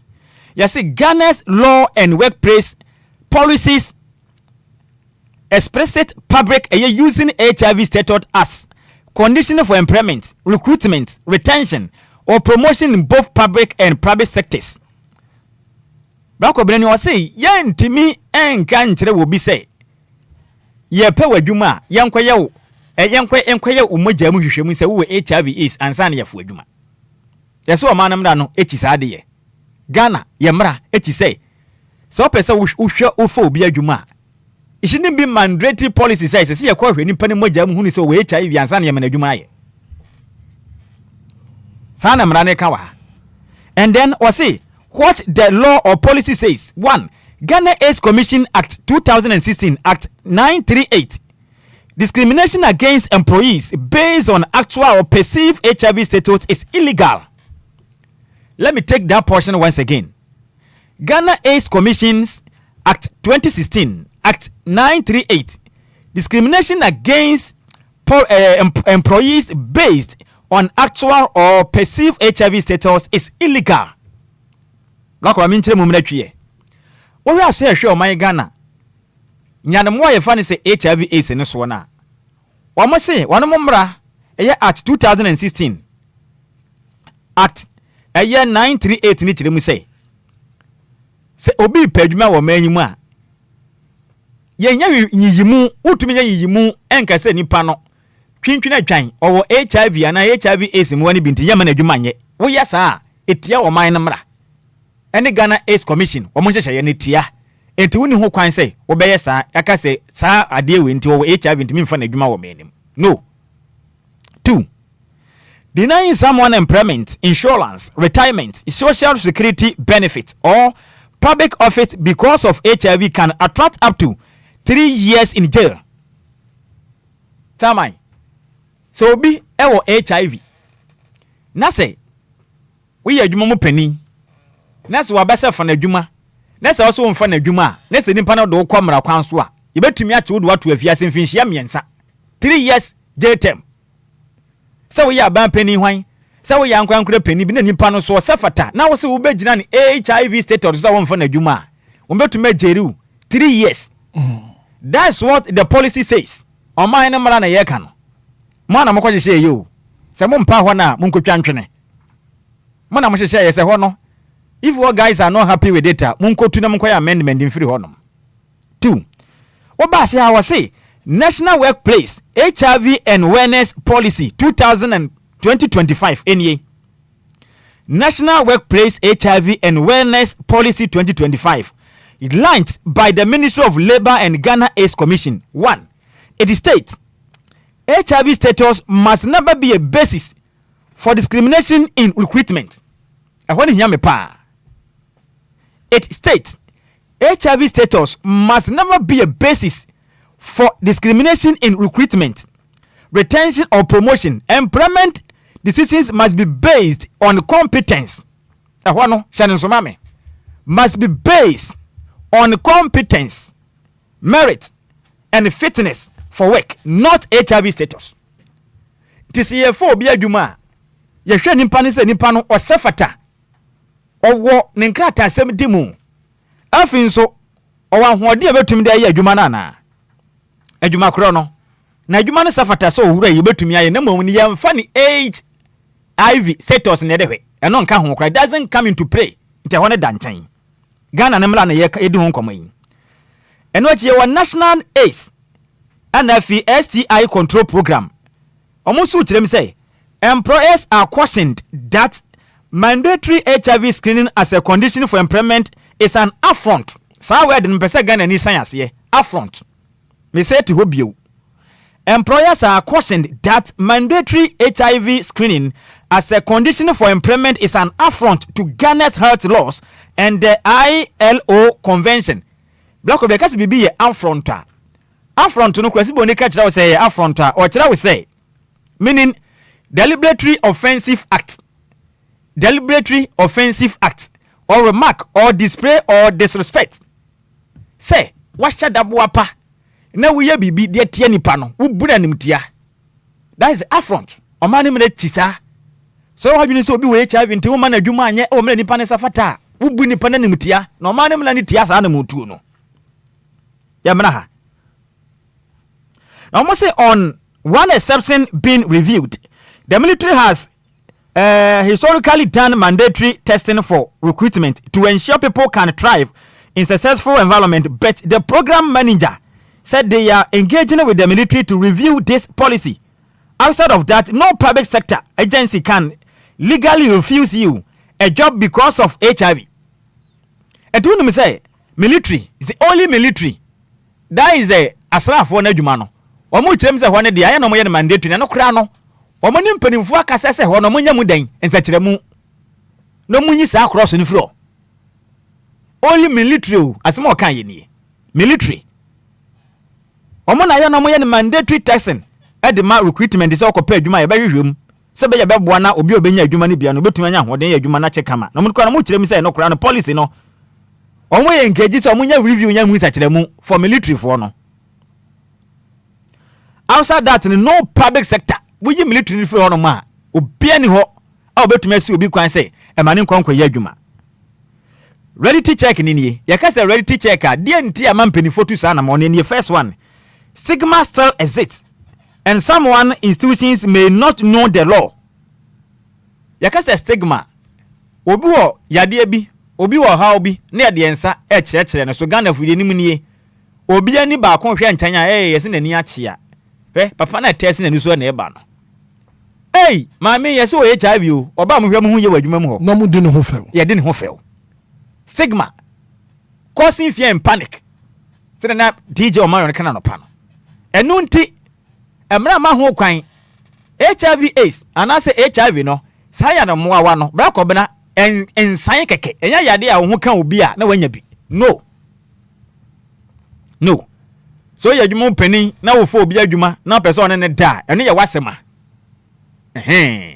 deep casing wo fo obi adwuma na akofena no na okaw na wo yade no de manwan no ye wo wasema entimetue champion tailor medmensa to ne nsayam na yemfa ne sa asem ka memfa me hunsusu bi ko no oye hufuo se bia me wo HIV ana me wo HIV AIDS na se me ni Kofi Taylor etu nsa didi a me nya bi me ni Kofi Taylor kuruwa no a me nya bi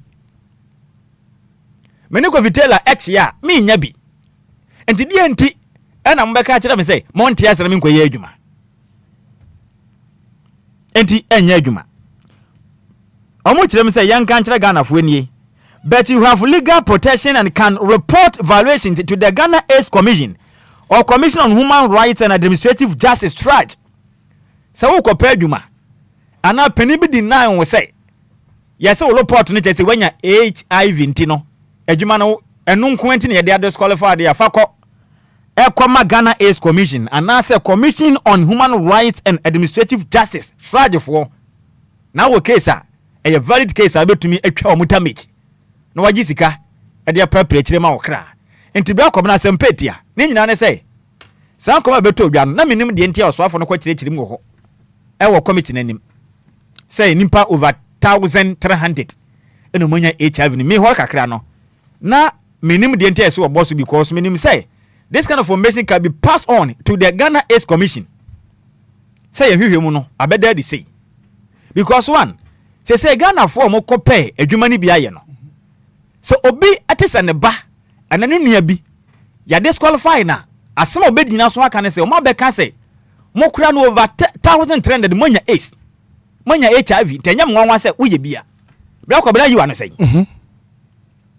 Ghana ni fan kwa adwenwem. Say yes yo. Ghana for no mo kope adwuma ni bia ye no. Me ho fa si wa qualify. Ono so ye nim de enti a wa qualify. Na otifie yi. Na je se nsema mpanifo be kan ye no. Omo se ma qualify ye no. Yesi manya ace o. Enti dey se won so ace ni bi na wanya ntina amfai. You be even say confidentiality. Confidentiality ne say. Enkomo bi ese kokua mu nsem, ze se ba bonten. Ade bi ba bonten a ebetimi ase nipa reputation. Ebe se nipa ni din, begu nipa ni ho fi, begu nanim ase. Na nipa nam na afo mo be fede nti ontumi mpia bonten. Ye fa me bedwam. Enam se zabe. Abo a yanwe no, ye mfa ye se nchane nam. Ha? Na minim de pese ya achieve. Because we hwe hye ya bai, ene o man yimra na. Say Interior Ministry be ka kira Ghana for say HIV status ni ntina.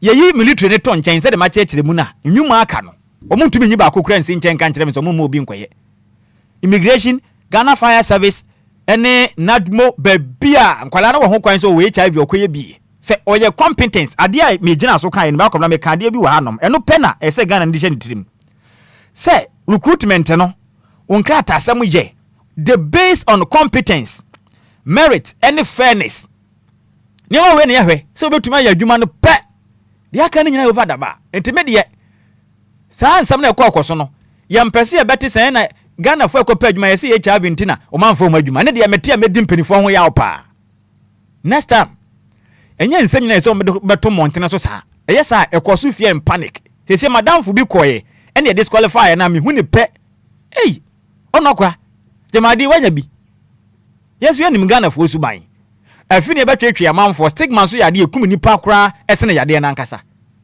na nipa ekwese nipa din ti sometimes ne obi ho no ma yebesere mo to man twa nhye nkrofo ne nkra tem mo ehunu sese na esi nanso onipa nya ehunu se o ye disqualified pe ade bakwa ba de tribune ye mawu yememanya bia na wahunu enti yebesere yempese recruitment we bakwa we ne abati se Ghana fo ne esi bi nya HIV ntino ya disqualify yo emla no wo na Ghana ni nso apeni ba disqualify so want yase man ko ye adwuma just because of your HIV status na bomodin afa no ko na mra ene nini na mom medima no sie no ye betu ya nkasa so ye hofo ya de HIV eda so wo ha esi nso eye adwuma na ye besrew se wanya bia konum nduro no kama wonya bia bo ho ban because in perform yan ntia se ya de ba ko a wiase ye kanwa eni aduro no be no wesoso ano bentu ase na untumi ensa ho ya de akopim so obehu de enya de a we don't need to welcome it into our homes ntia besre ya mo ya ho ban ahode ensusu nyani ahode ne too much ahode mo me ensusu na nipa pi hu mo ye kama promprom pa ya de no sabe enya se obehu se nipa bi afon na eze wanya yesu hwe obi hu ofemogya mo no pa o hwesa bi obaya se de wote be ma se de na ho ofete a ya de no obi ho num ni ndo pani hu da o entua ni wam na mom ekokwa mu ade entia nyina yentu hwefo na ya de na etu atese ne yemo ye ho ban ne yehwe ho ye den emfiri ho ne yemfan ankwasa afoforo na mom adwuma ye mu de mo ho kwan se o mo ye den omo ya dwuma pesika e go mbotom e wo mna omote ase right kwadwo me da so papa ko fifa mic na fe no won so kakra na emfa braka no emfa ma tie for wotie DL 106.9 ko fifa me too Hitman me cause I short and mera hopa papa. See, nothing kills a man than accusing him for something only prove say no correct. Sure. We are saying you can say communicate about mountain say over when see super say 1,300 or over more than that. Meaning say more than 1,300. More than 1,300. Listen, are we joking in a country? Sure. Chroma say, I say, Yayan in a way say, I say, Obinya HIV AIDS on Kenny Pound. Yeah. And met me a jinamena so I can say, and ya yalian in the Inkufu baby Ukruma, or more mania HIV baby, and ya yari in the Ukumu. A depression and how the society makes them feel. And you come. Yes. How the society makes them feel in the it's about making STT law no I say and we all heard. After the other bonnet bang. Right now no fear and panic na see ye be ma to was no free bonto. Ye be mu free bonto. Obia begene de. Yes, Obia begene de. Cause ye can but omo ko ye nyina anya emu 80% be relationship mu. Emu 80% betimi aka say 90% be relationship mu. Sisi ayamfa na the girl dinetire si and the girl na be to no so say hey yamfa me boy you and ye misumenya bi meanwhile na onye bi. Yes. And Tiaman said, boy, gay, Adrian said, when you be now, our bestie be one time. Atija. Yes, fear and panic. And the fear and panic is not just on the people in question, but the family are depending earning every move. We live in the country as so be HIV is grandpa. Osropo say obetianism. Yes. Osropo say obetianism. And these people always isolate themselves. No omu dia rewo na rewo ni neku omu enye yare no. It's about time we need to make things right. Minister be free say bia asemi obekan on the ne kwan so no oyeden all can na say we bi eni akire but see I was say ye eniama right cause we mu nyina I feel say it's a mistake na omaye into omu making sure so omu from nyina na say omu nim say omu nyaaye no they should approach them omu mpe counselor bi mom like simple fe na ye ne omu nye the endele which obi no be feel depressed ni mu yem omu ni bi ehun say omu ni bi cause is here uwo bio uni bio the moment I apply nkwa ya mfa nkwa de uwo bi sasa na ye twa to wo the moment I am found nkwa de uwo bi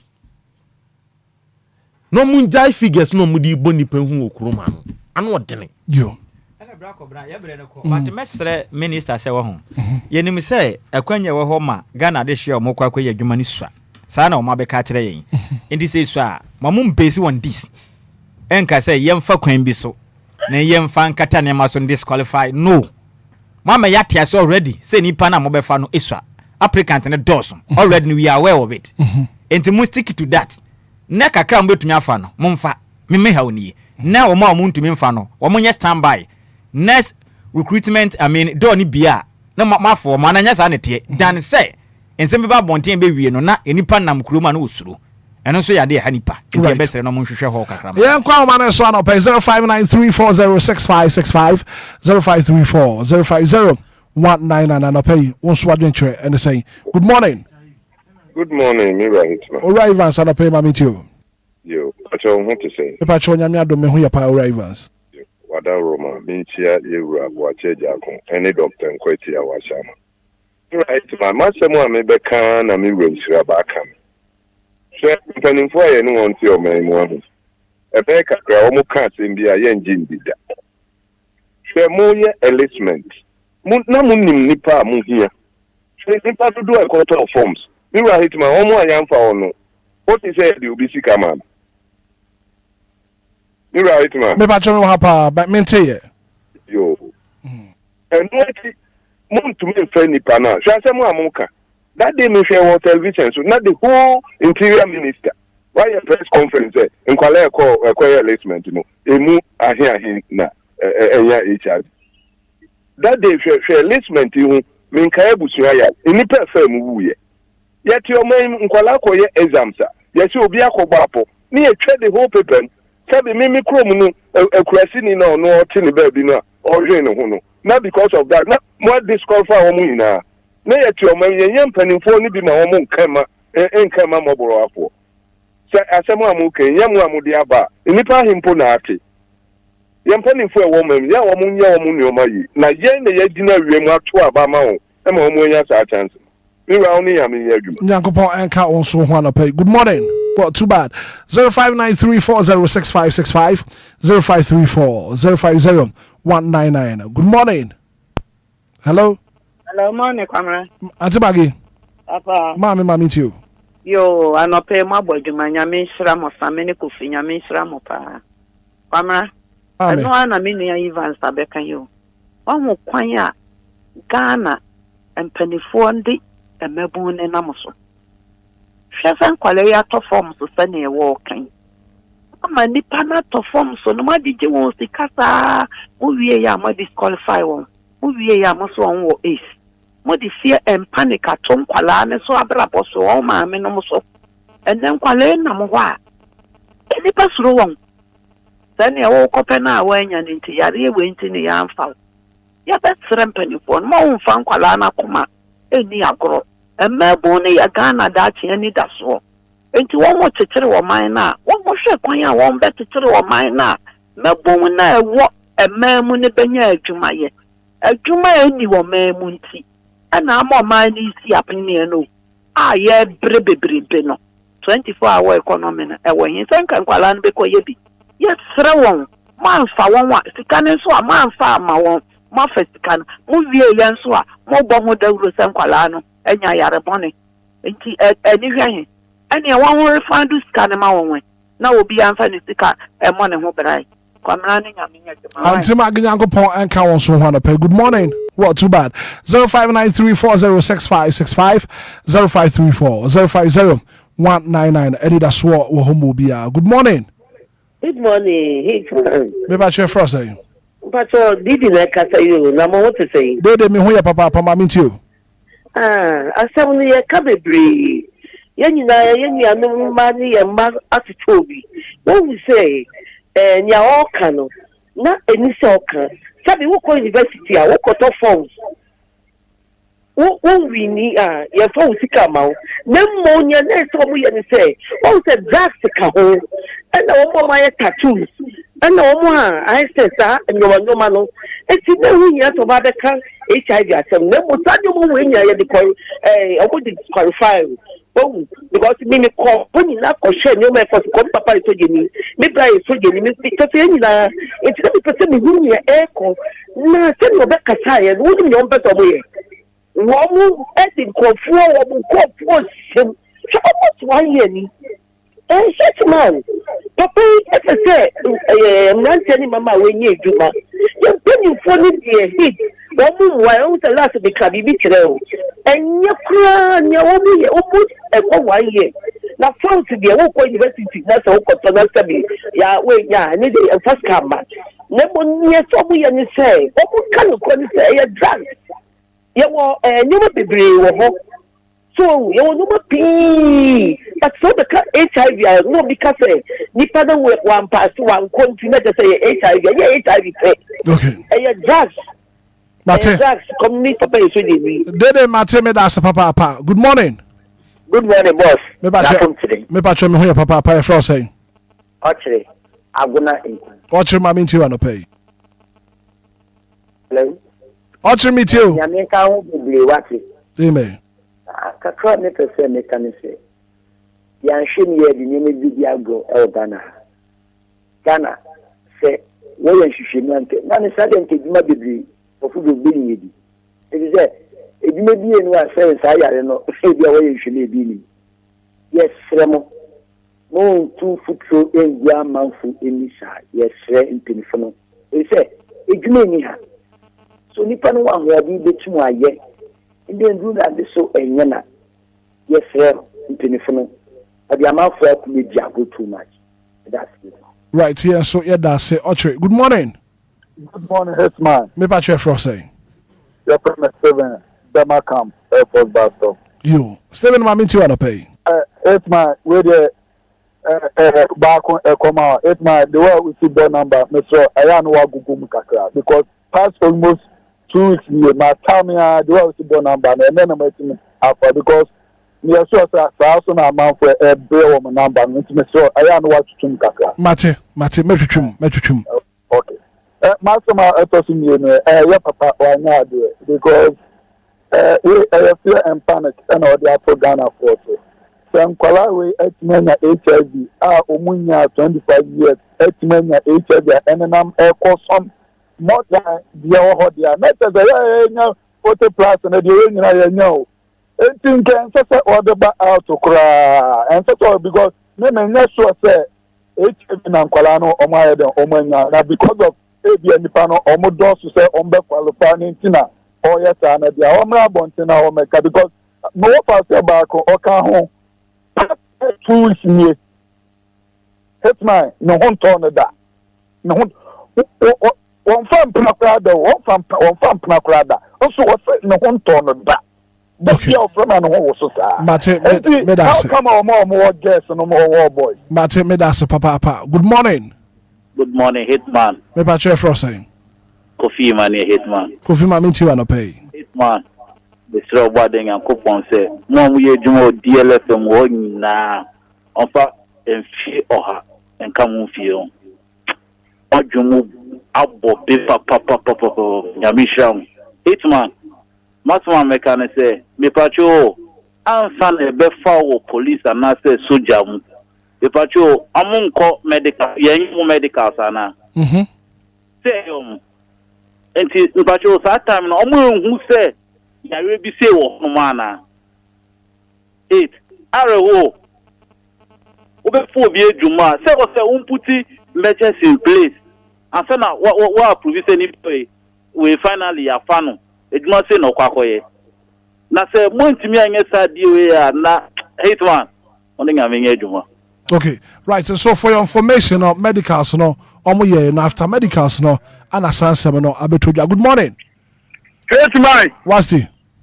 Bibia Mokode. Nyamiadom, you kukrem. You the young party, make a couple of good chances. Mama too. Hitman, the bacho. So no, I say, almost say no. It's almost qualified say, I'm a better. The moment, you mamma my no. I know almost so many people, almost up with the idea. It's almost no young boy show. Almost, some day I found the data. Almost no, I'm not to see a reality. And just start together, madam, no more senior move. Anyway, in our propaganda, what I hear. How much someone go for the same? It's almost so man, make us out of to that. The make us almost for the paddle door. You're in town. Medase, what's the Madina? Good morning. Good morning, Mr. Hitman. Do I hear Mammy too? Hitman, I said, I'm not going to my pa. But I'm not brutal. Hitman, the Nico, she tell I have in a pa. Because you know, Cassa, Nipa, when no Cassa, I can't show young, grab them out with wounded, the friends. Say, Obia, I am funny. I grow of one, and say, I raise sometimes. Nipa, you can't be. You know, Catani, the way I bear your once and if I don't kind of it's my name. Mate, Sidora. Good morning. Good morning. Patrick Frosting. But you're from Cassandra would do master. I'm a salmon. Mammy, you want to pay? A summoner, Minister, the best 2 down. I just say you need because a summoner, I can't talk a year, yeah, this performance 8 no many. So, now me, I'm 50. No question to Modifo, say the very year or no one go wua. Or the better check or your banana no offer or the better check or your bema so like a crowd or almost the better check 3 I'm a people they are costro. And the cardio will play say can we see no one traffic no one come on like a woman going to take a phone with Jumano. So send maybe air from Jumano. Mamu and bank what you check it's a moon shaman also. Damian Mama party bed time energy government is commission fan is when your age. Is about the military the whole word. The case come on. Last week, just some number catcher. One catcher say, Unya is the daughter of Richard. And to say, or maybe one, because I time no, Sao or Ban, Sika the money in your prison account. I can be on your age commission as a committee in your cleaning chain. I mean, I want to have part to me. San or Mobile. Debbie, Yanya politics were Hanum. And your partisan politics near Oba, no Baba Becca with the emblem Obia, and I say, accuse Obia. Good morning. Hey, Hitman. But your first say. I don't know who you're first saying. Unia, no. Why near? Unia, someone might care. Yeah, someone to say. Mammy too. That I Hitman. They're gonna 4 years a year. She said, it's a no credit, I didn't say it, and think somebody that took that. My AMC idea. But you're fine. And I was there that of I cannot. Many are going far. And you quite say, what did you do? Even more for the number we are who can't say, oh, 10 years, 10 years, and to Monco, that I hope for. Fine. Now the Yamsi said the answer ever to the pastor. I think, and you're fine. And tell you. Tell you, it's my mamma could be some. But me that say, good morning. Good morning. Pacho man, so kakra me for say. But I'm just that's a free hifa. Mami too. But I'm with me too far. I'm gonna you.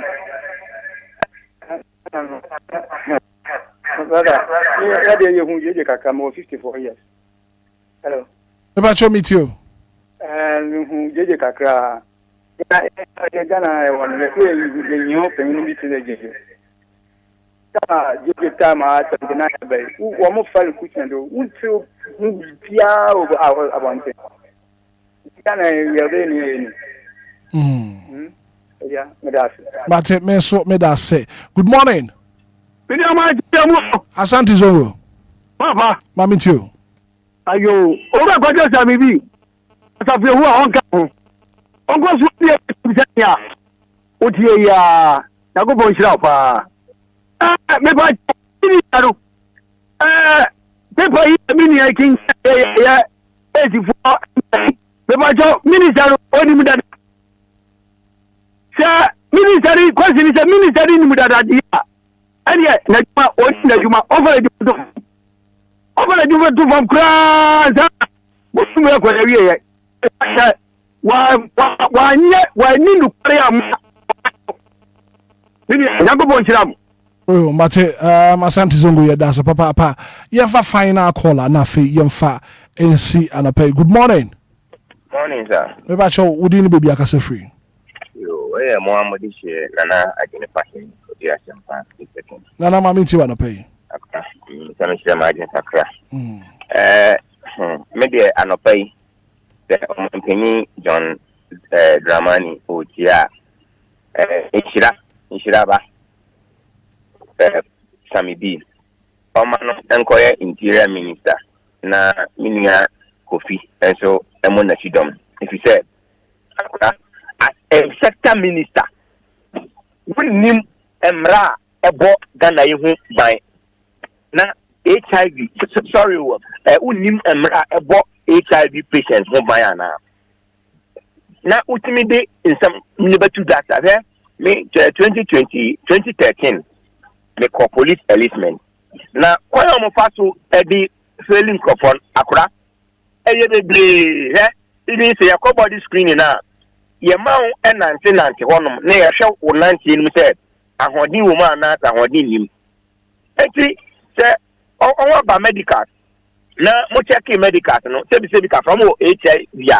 Yemfa eno emetun abontinjo am check mu jamnu Obia ni wa no malaria na Obia ni wa no typhoid na ate wo beka na ya ka say minister no e adwuma na so ye gipacho wafom because se wo nim emra ebo HIV patients go bind there na ukwakoye minister side akra me de me wona my den makano yakopon shira staff ni nyina na dem pa hene ye da se papa you happen to be our very final caller you fancy iron to me and for calls in the BM ko mami ntio yeah ba ko brabre ko ye na tiefo ase na ye mo ba so sa no pomo so wata ye kiri na no kure nse de tie no ya ka na sa ba no kura sem ni sisi Ghana network for Ghana persons living with HIV no mo ba bonten abekasa e kiri mu a minister sa so no wakan ye no Omobrofo mo kanini Ghana network of persons living with HIV criticized Interior Minister Muntaka Mohammed, warning that his disclosure that 1,300 security recruits failed medical screening due to HIV fuel stigma and hurt future job prospect. Enti omo kire mu say sasma wakan no enipa de ensate tenomoso so mu ya de bi no ebeye mo afi kura ne ebetrim somebody kan dada sasma na wakan ntini so obi ko obi no ofeli ya de organ of wotrim ne se beka se no kwa se ye kan ye papa ya beka ade enti na minu emu amfani enti aba ne sa emwa enti mesere no ade we ohwe ne bia nsi bio me wofa asikuma no omo no ho modern say oba pa Ghana for cho on render apology e ma Ghana for say nsem no kan do wanka HIV nko okayare bebrewu na mum no yanim say HIV no de o ma na mra ense hu kwan so obi wo bi a wo be disqualify no except with the exception of only the military and okra no penifo james omo ya review black obra get my point that is Ghana ya dwuma ho policy no enya me na America o ma na mra it mesere no no ma modern na next time say onya akwanya na microphone bi sinanimu a nsem ye oka ebetumi kwafa nsem pidi aba na enipa bi ayem dia mhihie wuo no ebe ha dwe wonu mi say HIV yes HIV no obi wo bia obetumi atena ase aburu mfinhia eduoson ne eduowotwe yes obi wo HIV na se onum nunduro na hwe na didiem ye hwe ne hunya ba kobna obedi ne nkwa na nyina 70 to 80 years obetena ase abo no be nyina so enti ye keka ho nsam na ne ya ma ade abaje ntranse obi nya bia so se bi one de obewu kina ena ma ade age ta nipa pi owu amu wuni nyina stigma no enye se yade ne ku won eduro na wamfa ne hu ai wo de trim se o menya bi de ade amewu enti ma menya hu bi na mengu preko ena ku wonom enti mesre na oswafo hwese di oyeye we de na no na afom o mepa Ghana for cho na Ghana for mfa nche se be ya de asie no ebi enkwesi biom bra kobra me so na woda mienu bi ka mi monitor na me so a bonito yeah DJ man no bo amena yamfa wodai ema Mr Bernard Ochre Atta Mr Bernard Ochre Atta Gasti eka ne den ho ne yakopon de afi ba ko e de aka ne mfi na DJ afiba ene wapia so abam onti I say happy birthday to my ride or die. I have you at heart forever. Happy birthday, me dofopa Bernard Ochre Atta Gasti. Cheers to many years with you. Onyame nhyira opi. We everywhere where efia. Ona se yemfa woda sunku na hofe yemfa ma anopain. Na sanso na Benedicta kwadwo afriye Atta. Dini ye Benedicta fracha me. Benedict. Benedict kwadwo afriye Atta of Eden Montessori School. I don't know Mampong Ekuapem. Yamana happy birthday. Enquatenten onyine kire ene Nyankopon mbie na adwene muma ni nyansa dachi bia no obetume bedi panimpa awo manyim enti ne brofo de ba ye ni o say Benedict Kwadwo Afriye Atta of Eden Montessori School inside Mampong Ekuapem. Happy birthday to you my son. May all your heart desires and dreams and aspirations come to pass in Jesus name. Amen. To we your wow mama wade nyina sister Efia no say yemfa woda sunku we no yemfa mawo na ne kwakra no ekwade me wofa sane de presra ansa boatema presra ansa boatema ene eyewa woda na wa wunu aba ne din ede ansa ne din ansa oso opo asem papa ansa Susan na o se Yakopon de afi ba kwa ka afie ho enti Yakopon ye okese enkwatenten onyine kire na no pay osere de amam na wunu aba yi obutumu ekropon ene wowo onti o se happy birthday to you ahofedu ya udin de presra ansa boatema a wo ekropon yam nhia pinu a woda no onya ne so nkokora nzi bra kobra yenyina we so emfa woda no emfansi confirm me to you ye beda obi aso de 2 DLFM 106.9 na penifo no yɛbɛsrɛ ɔmo nsusu mfa figures ni mbɔ yɛhu wobɛte na 20,000 wobɛte na 70,000 HIV recorded ɛna 80,000 ɛbɔ ne bɛn Ghana yɛdodo sɛn ɔmo nya abɔtere ma na boys ni bi ɛyɛ nneɛma ɛwɔ akyire ɛsɛ afɛ no ɔmo scare ɔmo na ɔmo nso na ɔmo wɔ akyire no nso no yɛbɛsrɛ wɔn condom ne bɔ nyɛ den nansi a yɛyɛ ɛyi Daddy Lumba we na nke ebe ne last year Lumba first yi say ye bia Debbie me koko wu krampu o me nya bebre so man use so okra de won ha adwenti won use ba kokra Debbie obi pe bi obetumi abeje won obetumi ababeje mimi say mo bebre the last time kwa me bechiche bi wa Hitman amba adwuma me chiche ma o mayo o mayo kra wa de kra me ma ni bi. What's it? O mayo kra wa de kra your time is up your time your time is up what's one nya wote ah no sign out there e dey it me too amount of ndumpe your time is up the Hitman yakoi ye beda mpenifo ase enura fufufu party no so no mama fufufu no esi won enti ene enjoyment day ene we no wie no Inshiraba you are invited Omayo you are invited miss me me invite no so me invite sexy journalist me invite man be say the American no Mr. Sexy the way invite no cross the first lady there was say on invite no there special you pharmacy party no ever pass open number pharmacy and number na open number o ma yo opa akrante mu so we na no win na we anyom de bia enye ne yetu bia be ko na wonim ma mentwa akwa we so no ha adwen na ade ba ko ne say de ade yi mesre na ye nua be ma former Ghana international footballer Charles Taylor mo menye je to ngofa namra there be on page ma wo ho yen David mesre David unia me hwe ne ma ekoso mesre Ghana tiefo a mo sombo mayen ye nua be ma Charles Taylor je fo na mfa na mo enti mesre mo se de ade na ye no na nsen nani abre se ja US adwuma no emwa no obi ba fie enti bra ko na di nka wo di animu ne ani management nka se ne yempe na mba bi ho na nka ye le sula lanka kra na yemfa nkofa mo ofa no it's my let's be real we ye dey kwan ya un chat ticket in and out na u chat impe David so obi na de ne ko enti ye fe force na bo so mo de ne baba ko obi do ko onim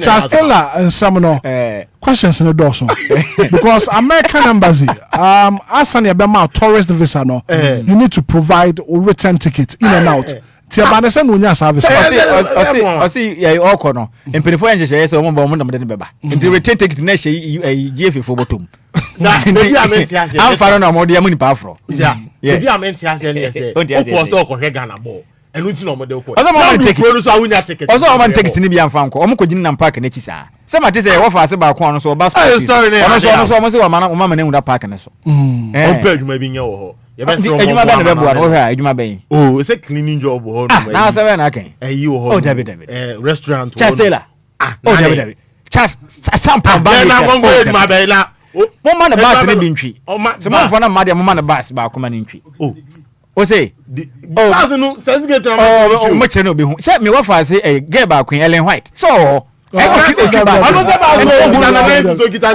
Alan White was Germany. Oh, Germany. Any on nkra. No onko je aban bus ni bi. Kama pa. Oh, this year no. You be boy you nya ska akra ko fa no because Charles Taylor de me penance. Na het my man stay fiama no Uber bi no ntwi. Is e fia be? E fia so asega. Yeah, fancy. Only nya small beje na ade. 30 minutes after 9 a.m. Well, let me say happy birthday and come out. Happy birthday and come out. It's your birthday today, so happy birthday and come away a special birthday pa and come out. Yeah, for Christabel, happy birthday and come from out. And this one is coming from your sweet mom, Ajwa Eji was woman. Happy birthday. God bless you. And Osimen country was Odo Papa. So this one is coming from your sweet mom, Ajwa Eji or UK. So Christabel, happy birthday and come from away from Wankasa mami ho. Ajwa Eji Ampoma Sawama. Happy birthday. Oh, Wisconsin University. So happy birthday and come out Christabel or Wisconsin University. Oh, mame Ajwa Eji or UK. Swama. Happy birthday. Well, thank you so much for being part of the show. The very good act of being a good guest. There's no one to say goodbye. From Hitman, good morning.